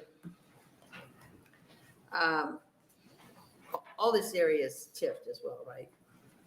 Yes. Okay. So, and do you expect it'll be TIFed forever? Well, no, Senator McKinney has a bill right now that will require every 30 years for there to be a look back. So I hope it's not TIF forever.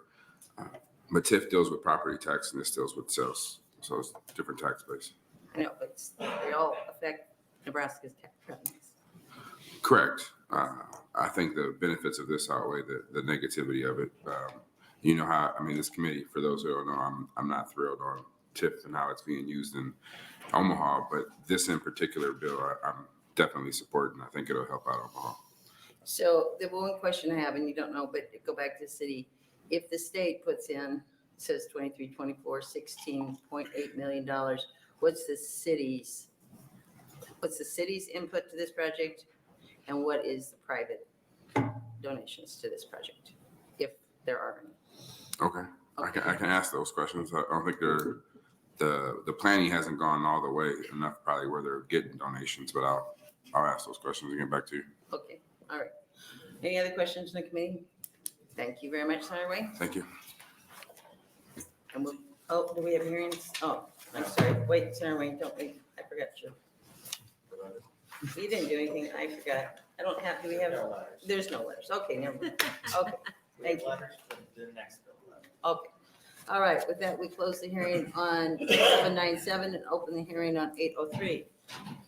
Our own Senator Von Gillern.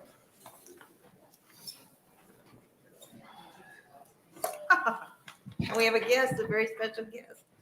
Yes, we do. Yes. You stole my thunder. No, sorry.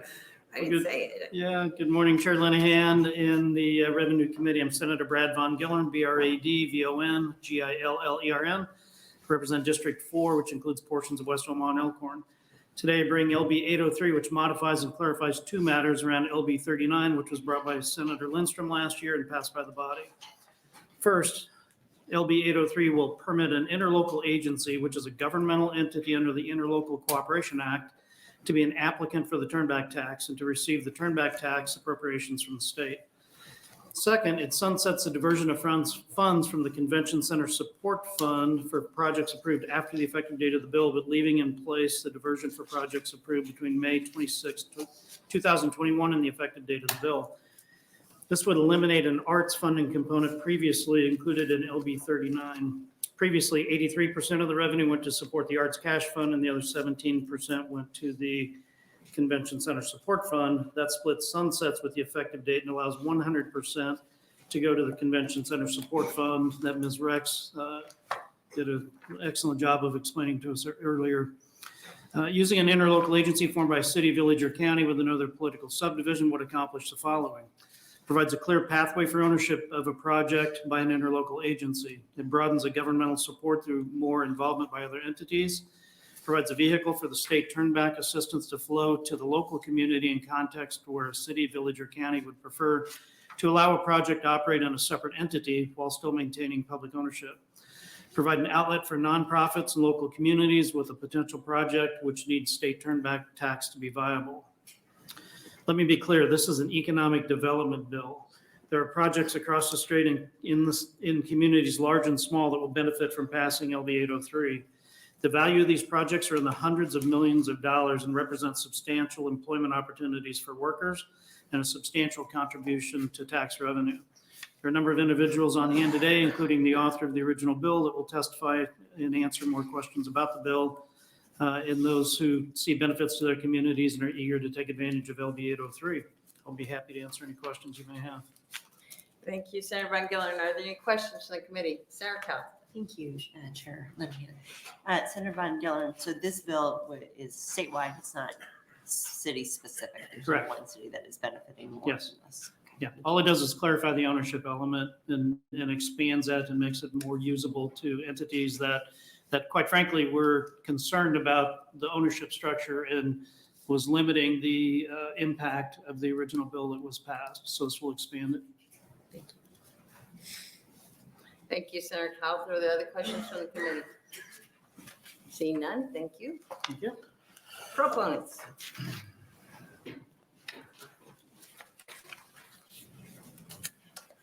Good morning. Good morning, Chair Linehan and members of the Revenue Committee. My name is Brett Lindstrom, BRETT-LINDSTROM, and it's good to be back and see all of you. I want to thank Senator Von Gillern for introducing this bill. Over the last couple of years, we discussed this bill. LB 39 was the first one. And I just want to give the committee just a little history on how we got here.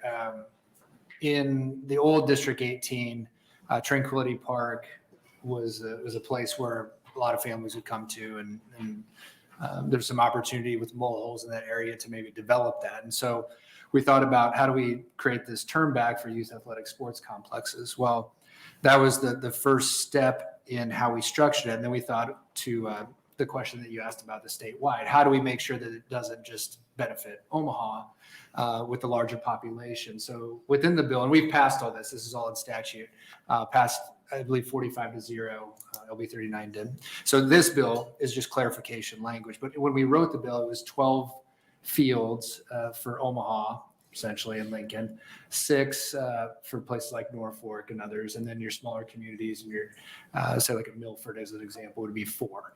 So based on the population, you could, again, I know I've heard a lot of this 1,200 yards or 600 yards. We wrote it for 600 yards. Any new businesses that would pop up around there would get the sales tax dollars turned back for a certain period of time, 24 months prior to the date of completion, 48 months after the date of completion. What was interesting about this bill, maybe more than any other bill that I ever carried, I got more feedback on this one in a positive way, even more than the Social Security bill that I know you had last week. And what's been interesting about it, you've seen a lot of these projects start to pop up and they become a little bit more popular as of late. Valley, which you'll hear today, Kearney that is doing a $34 million project, and $17 million came from this bill, the turn back tax. So we're just allowing local communities, and what we did a couple of years ago was allow local communities to use their own sales tax dollars versus going to the state to turn it back for an economic development incentive. As a dad of 3 young kids, people ask me, what have you been doing since you turned out? Well, I've been driving kids around to sports. That's all I've been doing since that. And I'm hitting that time frame where Nebraska really didn't have a regional pull for youth athletic sports, and it's become a multi-billion-dollar business. I mean, it's wild what's happened over. I used to play YMCA, and that was about it. Now you're traveling to South Dakota and Iowa, and they all have these facilities. So that's why you're seeing it pop up, and it does help all across Nebraska. And as I went out, this was something that people were very interested in. one of the things that we want to make sure is not all projects are great projects, right? You don't want to have these things fail. And there's layers of protection in those with the landowner, the organizations, the developer, political subdivisions, and then it goes to the Department of Revenue for feasibility look. And then it goes to the 5-person council that Lynn Rex talked about earlier, and the governor has say on it as well. So there's a lot of layers looking at, can these projects be financially feasible and work for their communities? And that's an important deal. With the clarification language in this, and when we wrote it, the intent all along was to have the flexibility of a nonprofit to have an ownership. When you think about raising the dollars to match the sales tax dollars in a 50-50 split, I don't know too many people that, and I've said in this committee, don't know too many people that like writing checks to their local municipality or their county for projects that, say, a 501(c)(3) can raise, because there is a tax benefit as well for those people that contribute to it. Plus, they're better operators of these projects. So the clarification here is to make sure that we give the flexibility that Senator Von Gillern touched on, that this communities can choose how they want to structure within a local agreement versus just saying, and that's what was the intent was, but we have to have, oftentimes in here, we have to spell it out line by line, very specific, to make sure that there isn't a misinterpretation. So I just want to give a little history on it. I'm really excited, and you're seeing it every time I drive up 275. And I was in Kearney a couple weeks ago, and the amount of activity that surrounds these things, and what's great for the benefit, not only the kids. I know that's been a big emphasis of Governor Pillen, and I believe something is happening in Columbus as well. So we're talking about kids, the activities. It draws people in. It allows more families to see what Nebraska has to offer and spend money here. We're spending money, sales tax dollars come in, and they're spent in those local municipalities, and it's a benefit. So again, appreciate seeing everybody, and I'll be happy to take any questions with regards to LB 39 or this bill. Thank you very much, Senator Lindstrom. Are there questions? Senator Bostar. Thank you, Chair Linehan. How you doing, Brett? I'm good. Can you talk a little bit about your attempt to destroy the creative districts? That actually was not that's completely apart from what I'm testifying on. That'll have to be a question for somebody else behind me. And I guess the history of it too. And I'm not even, because I'm a proponent of the other portion, so I'm not going to really, I'll just give you a history on it. When we were starting to talk about this bill, now Congressman Flood, who's on this committee, wanted to see a creative arts district portion of it, of the 30% that would go to primary cities, which Norfolk was one of those cities. And so we had a conversation. I had no problem with it because I think it is part of a nice part or complement to athletics and arts.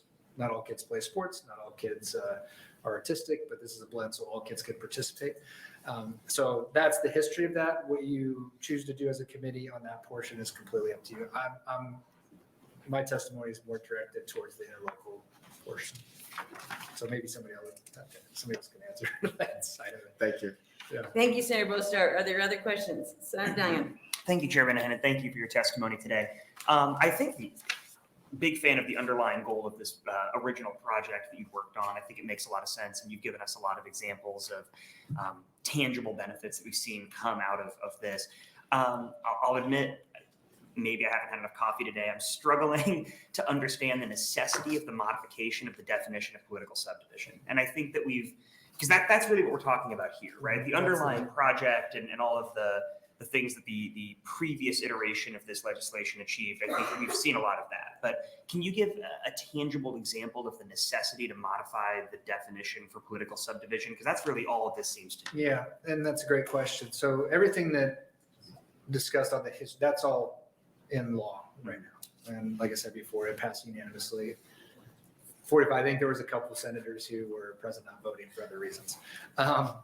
But one of the hiccups has come from the community of Grand Island and how they want to structure who is in charge of the facility itself. And so we are making sure that a 501c3 and a government subdivision can partner on some of the ownership of these things. Where right now, because the government entity issues the bonds, the interpretation on it wasn't clear as to who was supposed to own it or who could own it. So this gives more flexibility. So the example is the one that you probably hear about is Grand Island. Everywhere else, and I think Valley might have a few issues in the need for this bill. There are communities that don't have issues with this, but it's really the partnership and the interlocal agreement. So it just provides more flexibility again for the local communities to make those decisions on who they want to partner with, whether it's a 501c3 or they go it alone as a government subdivision. And that makes sense. And I think you did point that out in some of your initial testimony, so I'm sorry if I made you repeat yourself. No. The current law does allow for, it defines applicant as either a political subdivision or a political subdivision and nonprofit organization that jointly submit an application under the act. Mm-hmm. How does subparagraph B differ from what we're talking about here? I guess what's the need to redefine political subdivision as an entity formed under Interlocal Cooperation Act? It's in my opinion, it's the belt and suspenders. To my original, what I discussed on our intent, I think when we talked about this and when I brought the bill, the intent was there for what you just described. But sometimes people don't view it the same way. And so this is the belt and suspenders, making sure that this is a lawyer deal. When I look at it, just lawyers. But that's the clarification language, which I know I've been a part of many times. It's just saying, spell it out. This is exactly what we're trying to do. And so that's the need for it, really. Have there been, and that makes sense, have you been a part of, or has anybody expressed to you conversation or concerns regarding constitutionality of public funds or credit being given to private corporations or entities like that? Yep, and that will be, it's a testifier behind me will discuss that in detail. Okay. And be able to answer that question and yeah. So yes, it was brought up, and that's the need for the clarification language. Yeah. Got it. Okay, thank you. You bet. Thank you, Senator Duncan. Are there other questions from the committee?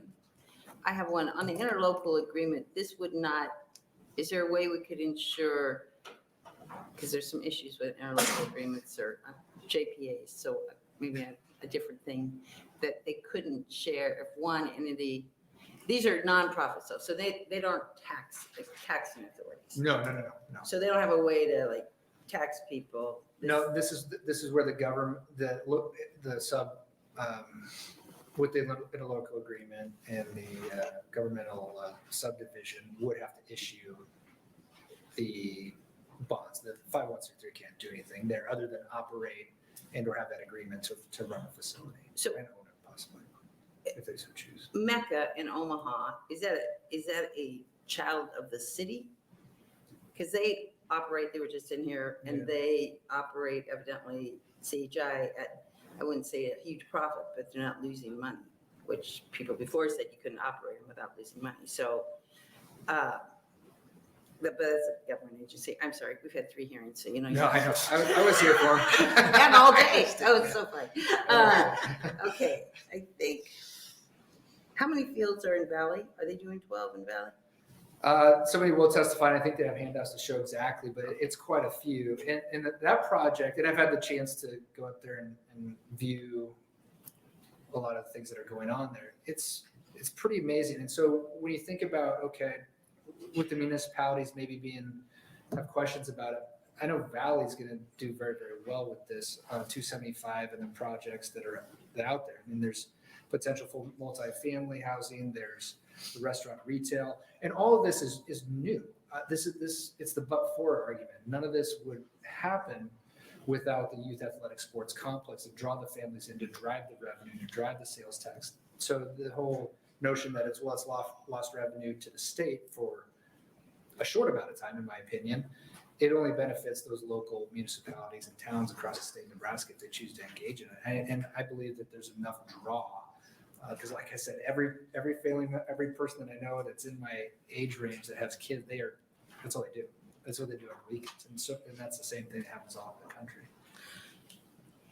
The big difference between this and what I think we heard this morning earlier is your bill has always been, I think until this morning, it's always been about new businesses created. Mhm. It's not, if in Valley, that Love gas station No. won't be included because it's not a new business, right? So So it's only business, it's the but for. it's the but for. That's how we always had it because with the project, we know to my original point with just back to the infancy of it, Molehole's having the land around Tranquility, and there's opportunity around there to do that. And then once we started to have this discussion, this is what I talk about, people reaching out. There were so many communities out there that said, well, we know that there's a need, and just the structure of it worked for those places. So that's why you're seeing this momentum. Okay, thank you very much. Any other questions? Seeing none, thank you very much. Thank you. Good to have you back. Glad to be here. Other proponents?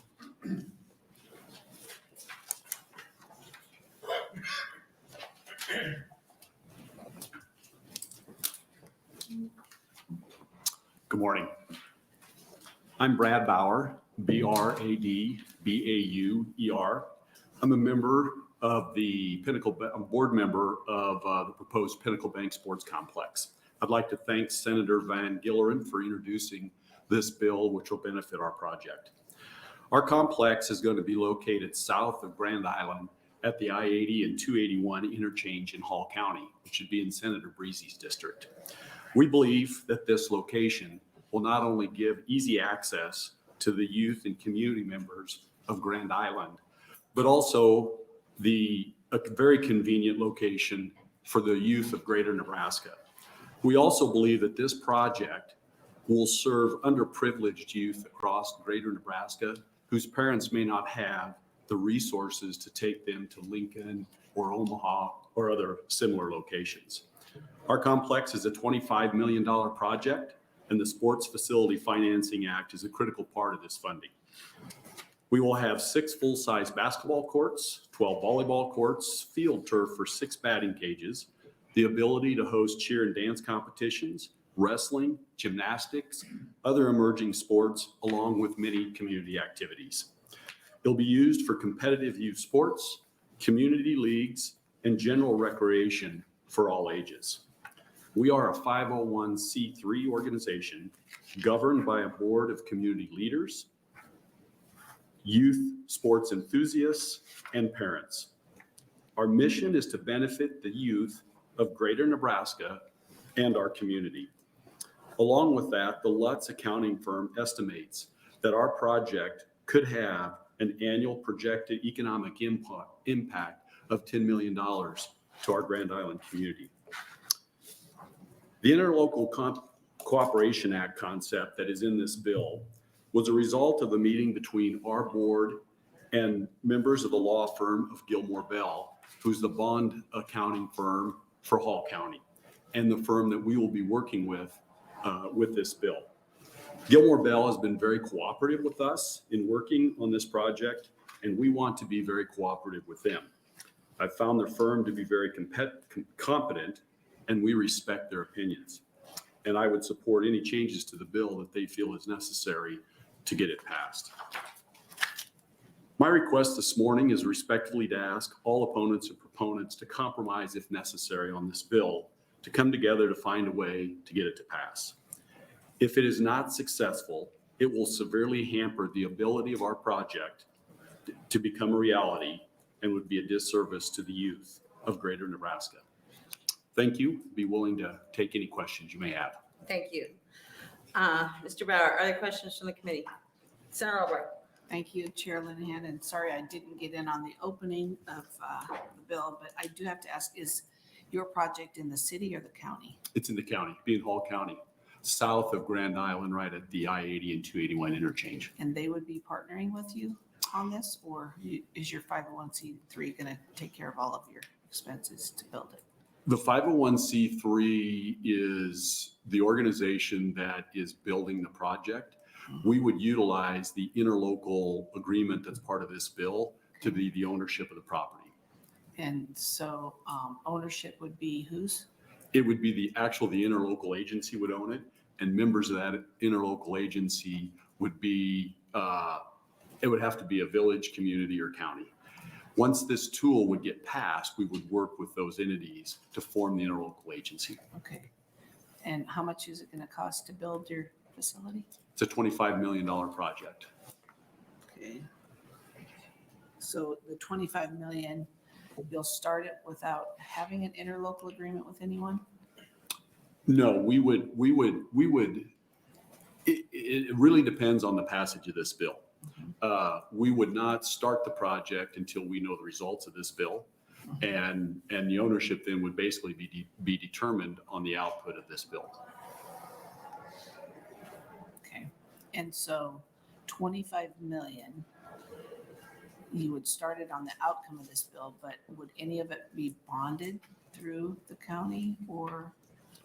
It would be bonded through the statute, through the Sports Facility Financing Act. Okay. So we would form the interlocal agreement, and I will quantify that. I'm not an attorney, so I'm speaking to the best of my knowledge on the process. We would form the interlocal agency, and the county then in turn would issue the bonds, the revenue bonds to be paid back from the turnback taxes. And would it have to go to vote of the people at all? No, ma'am. Okay. I'm just a little skeptical with some of these projects Sure. because I did come from Sarpy County where they have a ball diamond that they are trying to support. So those are the reasons for some of my questions. And that's, again, speaking on my knowledge, that's the purpose of the LB 39, how that is structured for the funding of that. Okay, thank you. Thank you, Senator Albright. Are there other questions from the committee? You have private donations for this. Yes, ma'am. So out of your 25 million, what percentage are you trying to raise privately? Well, we hope to raise greater than 50% of that. Right now, we have $8.5 million already pledged. Okay. Between the sports facility, turnback taxes, some other revenues, we think we can hopefully even generate an additional $5 to $6 million of privately donated money, which would put us over half of the cost of the project. And then as part of the wanting to do this is whoever's going to come up with half the cost. I think this was the thought behind Mecca in Omaha, that you want to have whoever's the donor is, wants to have some control of the management of the facility. I'm going to say that's not accurate, ma'am. The control of the facility would be through the 501c3 board of directors. Okay. So who decides who the board of directors are of the 501c3? I'm going to say the members of the 501c3 committee. With no input from the county? Not at this time. Now, if the interlocal agency then is, going to be the owner of the project, that potentially could have some changes to that. Okay, well, I think that's probably something we can get clarification. Yes. Okay, Mhm. all right, thank you. Senator Merman. Did you mention a $10 million impact? Is that per year that's estimated? That is what is estimated, and this is from the Lutz accounting firm that did that. We also have a consultant that we've utilized, two different consultants. One is affiliated with a national firm based out of Kentucky that has worked with 25 to 30 firms, projects very similar to us, and they anticipate that potential annual impact to the community of about $7 million. And this is pretty close to my where I live, so I don't want to throw cold water on it. But I've got to ask: has the flooding potential been factored in? It would have to be part of the consideration of the project. Because I assume it's in floodplain, right? I don't know that answer, Senator. Yeah, no problem. Yeah. Thank you, Senator Merman. Are there other questions? Seeing none, thank you very much. Thank you. Next proponent.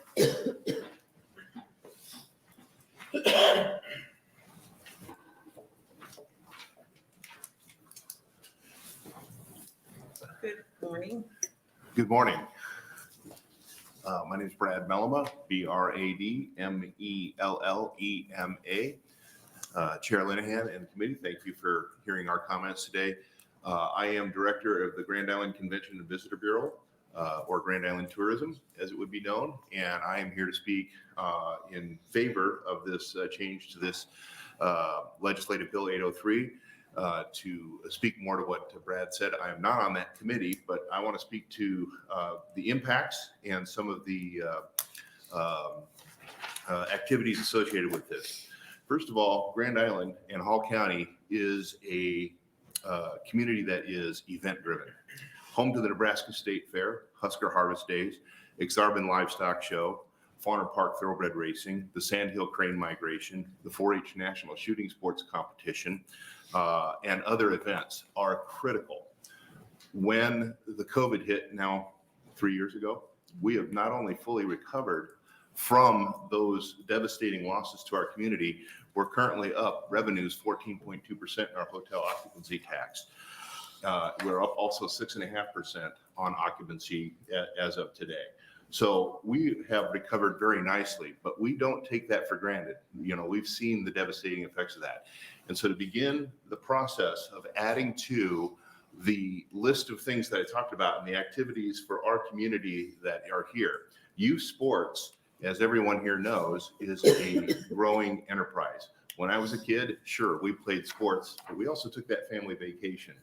But in a lot of ways, maybe even sadly so, the family vacation has been gobbled up by youth sports. We travel around with our kids and we can't make that long, big family vacation, perhaps like we used to, but those dollars are still spent. They're now spent in the sphere or in the area of youth outdoor and indoor sports activities. And we want to give our developers and our partnerships all the tools they can to accomplish this. Every community in Nebraska has a slightly different landscape, and they have a slightly different political makeup or a slightly different resources available to them. And in our case, these particular wording changes gives that tool the ability to come forth and hopefully come out with an event that or a location that they're able to do this. Senator Linehan, I can maybe anticipate your question. 600 yards puts you into the Platte River on this particular one here, and cornfields to the north. And if you're familiar with Highway 281 and Interstate 80, that is the direction Grand Island is growing. It is the future development of our town. It is growing towards the south and towards the interstate. And those cornfields and those areas are ripe for development with new business that would be seeded by this type of development. Back to the question about the floodplain, potentially it is. I don't know where it falls into that. The Bosselman Travel Center is right there, and it's been there for 50 plus years. And I'm sure that those things would need to be elevated properly to deal with that issue. That's my comments. I'd be open to entertain any questions that people might have. Thank you very much. So are there questions from the committee? Seeing none, thank you for Thank you. Next proponent.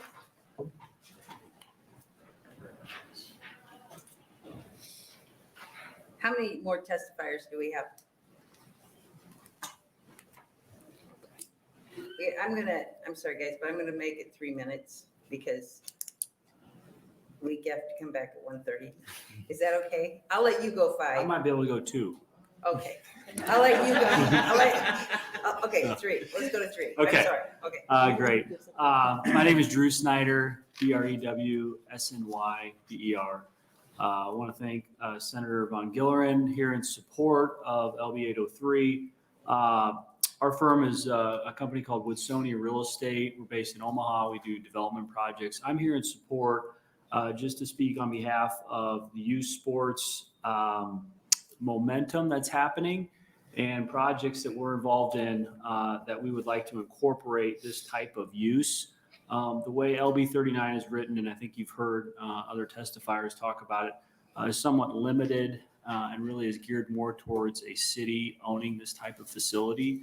And so this proposed legislation would be extremely helpful. We have a particular project in Gretna directly to the west of the outlet mall there where we entertain using this modified ownership structure where we can incorporate an interlocal and potentially a nonprofit. So that project's in its infants, sort of not as far advanced along as some of these other projects, but I think this is critical to expand the ownership and the applicants for who can use this type of tool. So just here in support of that. And that's really all I have to offer. So. Thank you. Are there questions from the committee? I stop asking questions, they go faster too. Are you directly west, like where the mall halls? So the mall halls have a piece there. Yeah, we have 100 acres just to the west of the outlet mall. It would sit right along the interstate. So it borders Highway 31 and then down along I-80. Okay, a farm that sits there. It's a farm right now. Yeah. Correct. Okay. Correct. All right, thank you very much. Appreciate it. Other Sure. questions? Seeing none, thank you much.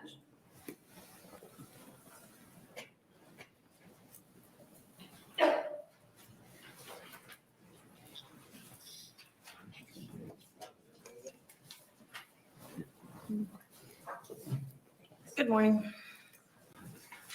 Good morning, Senator Linehan. Bruce O'Neill, BRUCEONEEL. I'm the Executive Director of the Elkhorn Athletic Association. Good morning, Revenue Committee. Thank you for allowing me to be here. On behalf of Nebraska families and the businesses in our community and aspiring young athletes in the region, the Elkhorn Athletic Association, a nonprofit 501c3 sports organization, would like to strongly encourage the Revenue Committee to support LB 803. As an organization, we support LB 803 because it adds the interlocal agreement. By proxy means it adds the opportunities for kids to play sports in throughout the state of Nebraska. However, the Elkhorn Athletic Association would be opposed to any amendment that would change the Sports Area Facility Financing Assistance Act, also known as LB 39, as we refer to it, to remove limits on 501c3 nonprofit youth sports organizations from being owners and operators within a public-private partnership structure that is currently permitted under the current bill. It is important to the ongoing success for nonprofits and youth sports organizations to have these arrangements. Modifying LB 39 would remove that nonprofit ownership, which would force the municipality, like a valley. We are building a complex, and that's what all this is in Valley, Nebraska.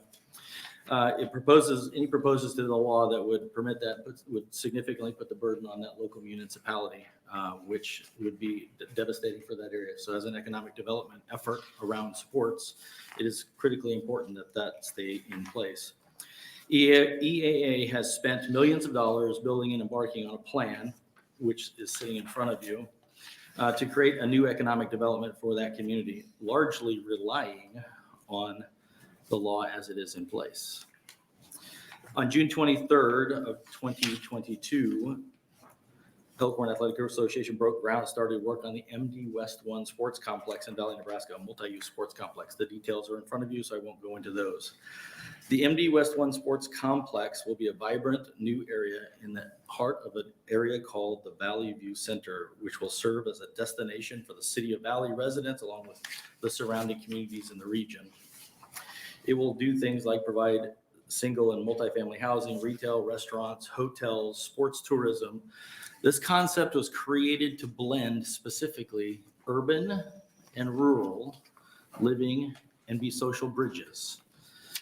The Valley View Center will create social bridges between residents, individuals from out of town, athletes of all abilities. The MD West 1 Sports Complex will leave generational impact on our community, and it will serve everything from adaptive sports, recreational sports, as well as high-end competitive sports. You have an incredible opportunity in front of you as a Revenue Committee to support things like this in our community and the constituents of our state taxpayer dollars. I will leave you with a quote from Hall of Fame coach Tony Dungy, which says, "It's about the journey. Mine, yours, and the lives we can touch, the legacies we can leave in the world, and will change the lives for the better." Our time is now. Invest in Nebraska, invest in our kids, and help drive the economic growth. Thank you very much. Are there questions from the committee? Is this project tipped? Did you get tipped? We have not applied for it yet with the municipality, but the developer we're going to go with will likely apply for it, but it is not currently in the capital stack, to use the words from earlier. Okay.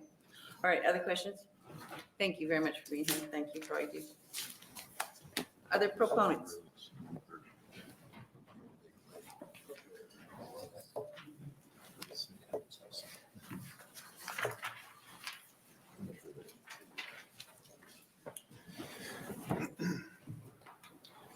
Morning Revenue Committee. My name is Mitchell Schultze, MITCHELLSCHULTZE.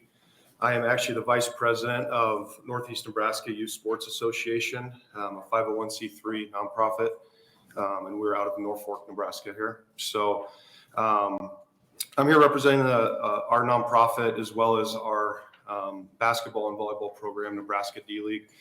And here just to voice support for LB 803 and the Sports Arena Facility Financing Assistance Act, or LB 39 as it's currently written with minor change. We started a basketball program in 2015 in Northeast Nebraska, and we started with 3 teams. It's currently grown to 51 teams in both Norfolk and Fremont, as well as 23 volleyball teams. And we currently use our local YMCA to practice. And if you don't know, Norfolk has a beautiful YMCA, but it's overflowing. And so we have been working on a facility in the Norfolk area, Northeast Nebraska area for several years now. One of the problems that we run into is space and turning away kids. For example, in our volleyball program, we average 60 kids per grade or 60 girls per grade that tried out, and we hate saying that word, but we cut over half of them. What this will do is give us the opportunity to use LB 39 funds to fund half of our complex and give more opportunities for more children, more youth in both basketball, volleyball, and maybe future sports. We do have the kids, we have a preferred site, we have a potential development partner, we have corporate and philanthropic support, and all of that, LB 39 on top of that will give us a jump start to its financing.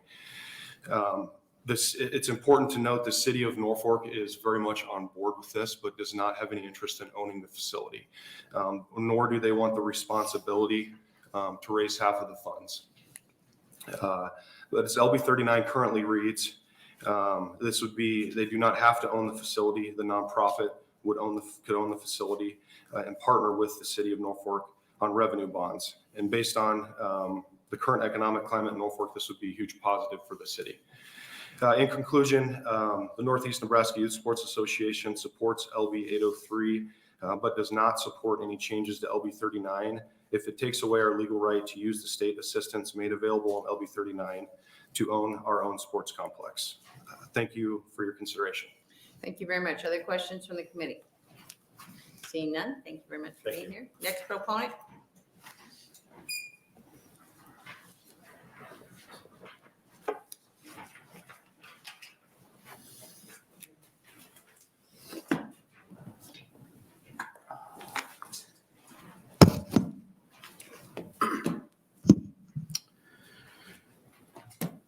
All right. Good morning, or almost afternoon now. Revenue Committee. My name is Eric Seitz, ERICSEITZ. I am a board member of the newly formed Dodge County Sports Complex, the Nebraska 501c3 nonprofit youth sports organization located in Fremont, Nebraska. Similar story as to what Mitchell just told about Norfolk. The D-League is actually very active in Fremont and has been successful in Fremont. And I think similar to the Norfolk YMCA, Fremont's YMCA, albeit one of the largest in the United States, is overflowing. There's not access to practice facilities. There's not access to games, to have tournaments. And it leaves our youth, which in Fremont and Dodge County, much underserved and underprivileged, the option to have to travel into Omaha or Lincoln to go participate in athletics or have a chance to participate at a higher level of athletics. This is where the Dodge County Sports Complex has come in. We are very, very early stage, but we would like to build an indoor facility that would support access to those kids, both underprivileged and privileged kids who are traveling into Omaha. LB 803 is vital in that, in this successful capital stack raise that will have to happen for us to be able to build this. We are in early stages with developers as well as landowners in the city. Everyone is resoundingly supportive as long as the pro forma and the math works for the capital stack that would be required to build the facility. with doing this and, any changes to the existing LB 39 would, in my opinion, and the people we've talked to, would create potential issue with donors, right? People who are willing to donate the money to get the facility built. They would like to see the 501c3 own and operate the facility to be able to navigate the challenges that will be created by a new organization, a new facility. Without LB 803, and the sales turn back, the youth of Dodge County will continue to lack access of courts and space for practice and competition, and it will significantly continue to limit the numbers of participants that we have in our community. So we would definitely appreciate your support of LB 803 or not changing the existing language of LB 39. Thank you very much. Other questions from the committee? Seeing none, thank you very much for being here, Mr. Sykes.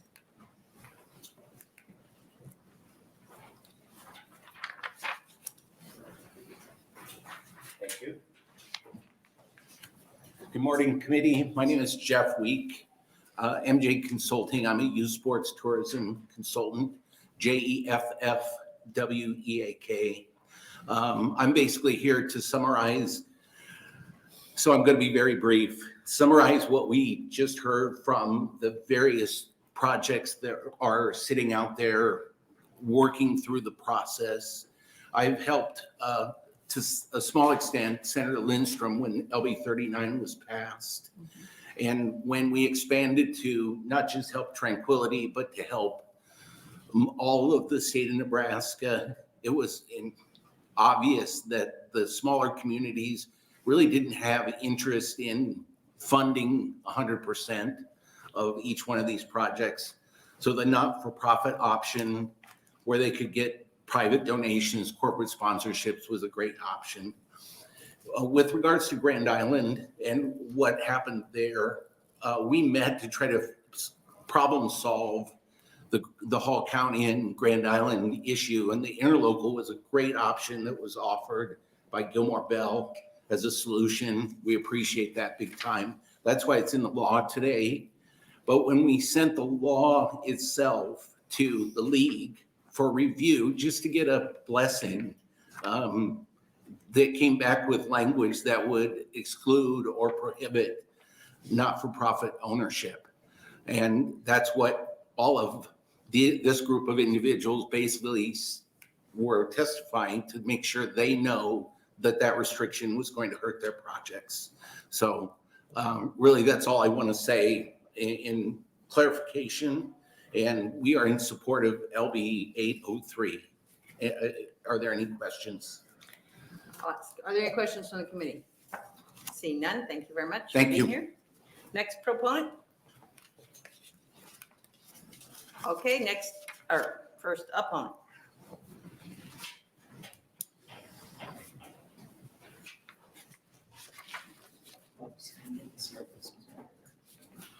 Have something.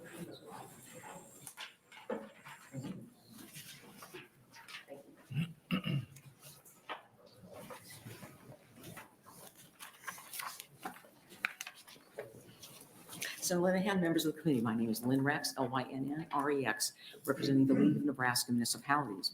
We're here unfortunately in opposition to LB 803. There are parts of LB 803 that we strongly support, but fundamentally, let me just start with this and I'll talk as fast as I can since we're under 3 minutes. First and foremost, LB 39 never said that nonprofits could own these facilities. One of the things I would point out, and so Linehan, I appreciate you pointing this out too. Let's look at Mecca as a nonprofit organization. It is an instrumentality of the city of Omaha. The appointment process is the mayor and council make alternating appointments with full city council approval, and it goes on with what those duties are. It is controlled by the city of Omaha.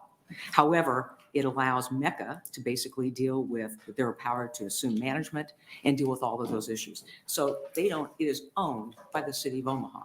It is in a contract with Mecca.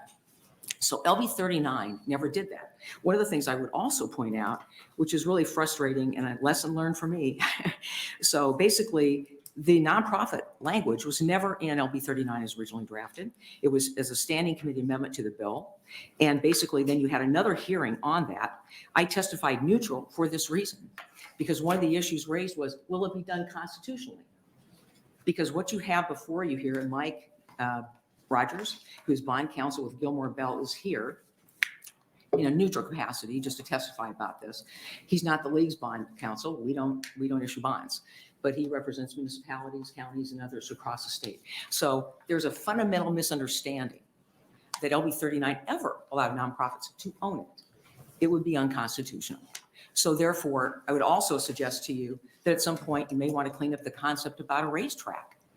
Oh my goodness, as I said to several people, I'm thinking the solar will fall off the building if the state of Nebraska is using tax dollars to fund a racetrack that's going to be owned by a nonprofit and not controlled by a public entity. So in any event, that's one thing for your consideration. With respect to the creative districts, one of the reasons why we would like to reverse that decision made in LB 39 is because, again, I respect Senator Flood, now Congressman Flood. The understanding was with LB 39 is going to be a one-time only thing. Shame on me for, and I'm sure that's what he meant when he said it. I'm sure that's what he meant. But let me just suggest to you that that is for first-class cities only. I'm looking at the final reading copy of LB 39, page 18. A city of the first class is eligible for a grant under this section, and this is under the Nebraska Arts Council. You have to have a creative district in order to get one. And so basically, it talks about what the plan will be. There will be minimum grants. The grants here are going to be pretty significant. It must be at least equal to $1.5 million. Now, I'd encourage you again to look at this list that I handed out before. Only first-class cities would be eligible, and only if they have a creative district. When you go to the Nebraska Arts Council website, and by the way, we're promoting those. I'm now a believer in creative districts. I have been through that, and if I hope somebody will ask me a question. That's okay. So, okay, I'm confused. So the cities don't want to own them, but they don't want anybody else to own them? I'm not I don't know that that's true. I know that several people have said Norfolk doesn't want to own it. I don't know if that's translated to North, I don't know. I've not talked to them, Senator, but I will give you, for example, we've heard from cities that are making it clear, they will contract with a nonprofit. There's nothing wrong. The reason why we were told the nonprofit language was put in is so that could be help bolster, if you will, the application to the 5-member board, which includes the governor, to say, oh, we're going to be having this nonprofit over here that's also going to be helpful. We'll be contracting with them. So in essence, one of our major concerns here with LB 39, and again, on the creative district side, we only have 31 cities of the first class. We have 529 cities, villages in the state. And so we love our first class cities, but by the same token, everybody else should have access to that. And we are supportive of creative districts. We're going to continue doing workshops on how to create them. We think it's important. You go to the Nebraska Arts Council website and you will find that only the following entities currently have creative districts: Ashland, Benson, Brownville, North Platte, Norfolk, and Cozad. That's it, out of 529 cities and villages. So in any event. It's new. I mean. Yes, it is. Not And to also, interrupt, but- yes, and also too, Nebraska Arts Council does a great job. The Appropriations Committee, there's a bill in to give them additional funds. They have got 3 pockets of money. The Nebraska Appropriations Committee will be looking at that. So I'm talking so fast because I know you really want me to go. So in any event, bottom line, it has to be done constitutionally. And this, if there's no other reason for putting in the language here than to clear up what has now been the misconception of what LB 39 ever did. The legislature cannot change something. I mean, Article 13, Section 3 does not change. You cannot, it's a prohibition against lending the credit of the state. Okay.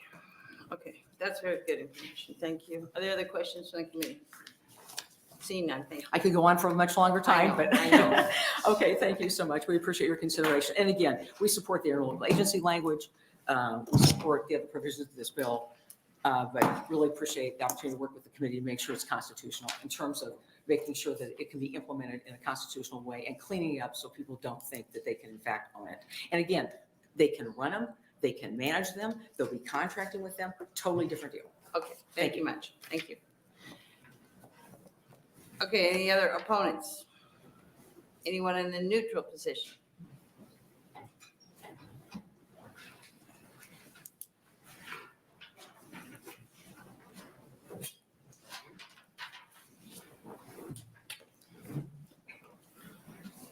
Yes, it's afternoon. Still morning.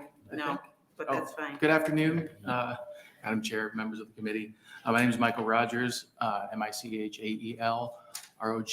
Rogers. I'm a bond attorney with Gilmore and Bell in Omaha. We represent cities and counties and other political subdivisions around the state of Nebraska and specialize in public finance work. That's the only type of practice of law I do.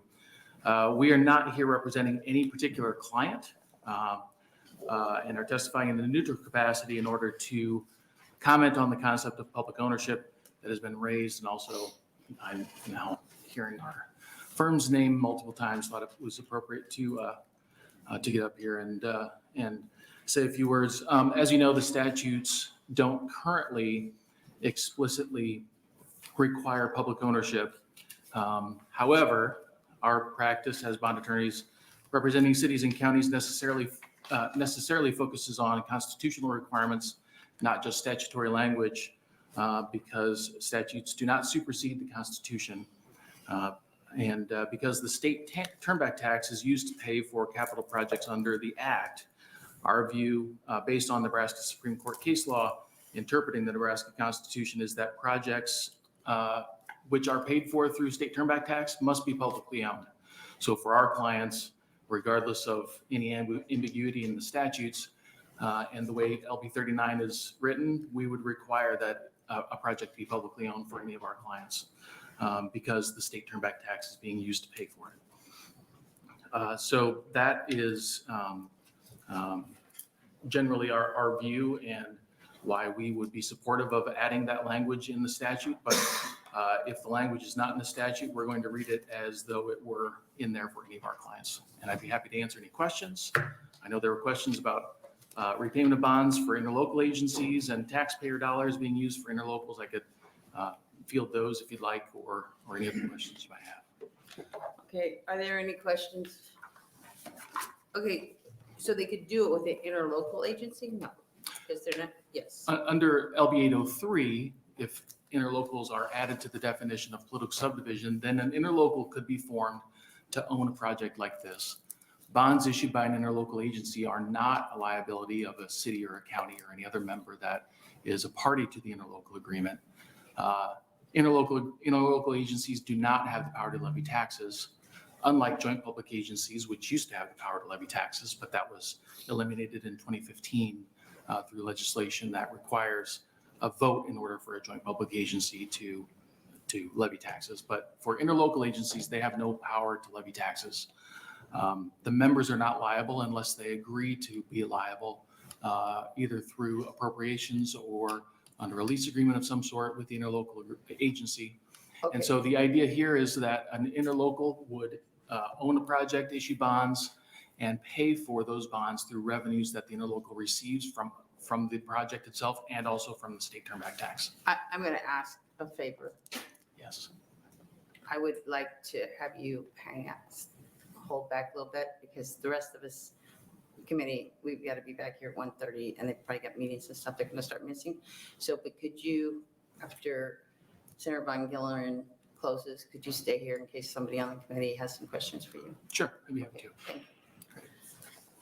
Anybody else have questions now? Okay. If you just, I don't think the closing will be very long. All right, thank you. Or there anyone wanting to testify in neutral position? Okay.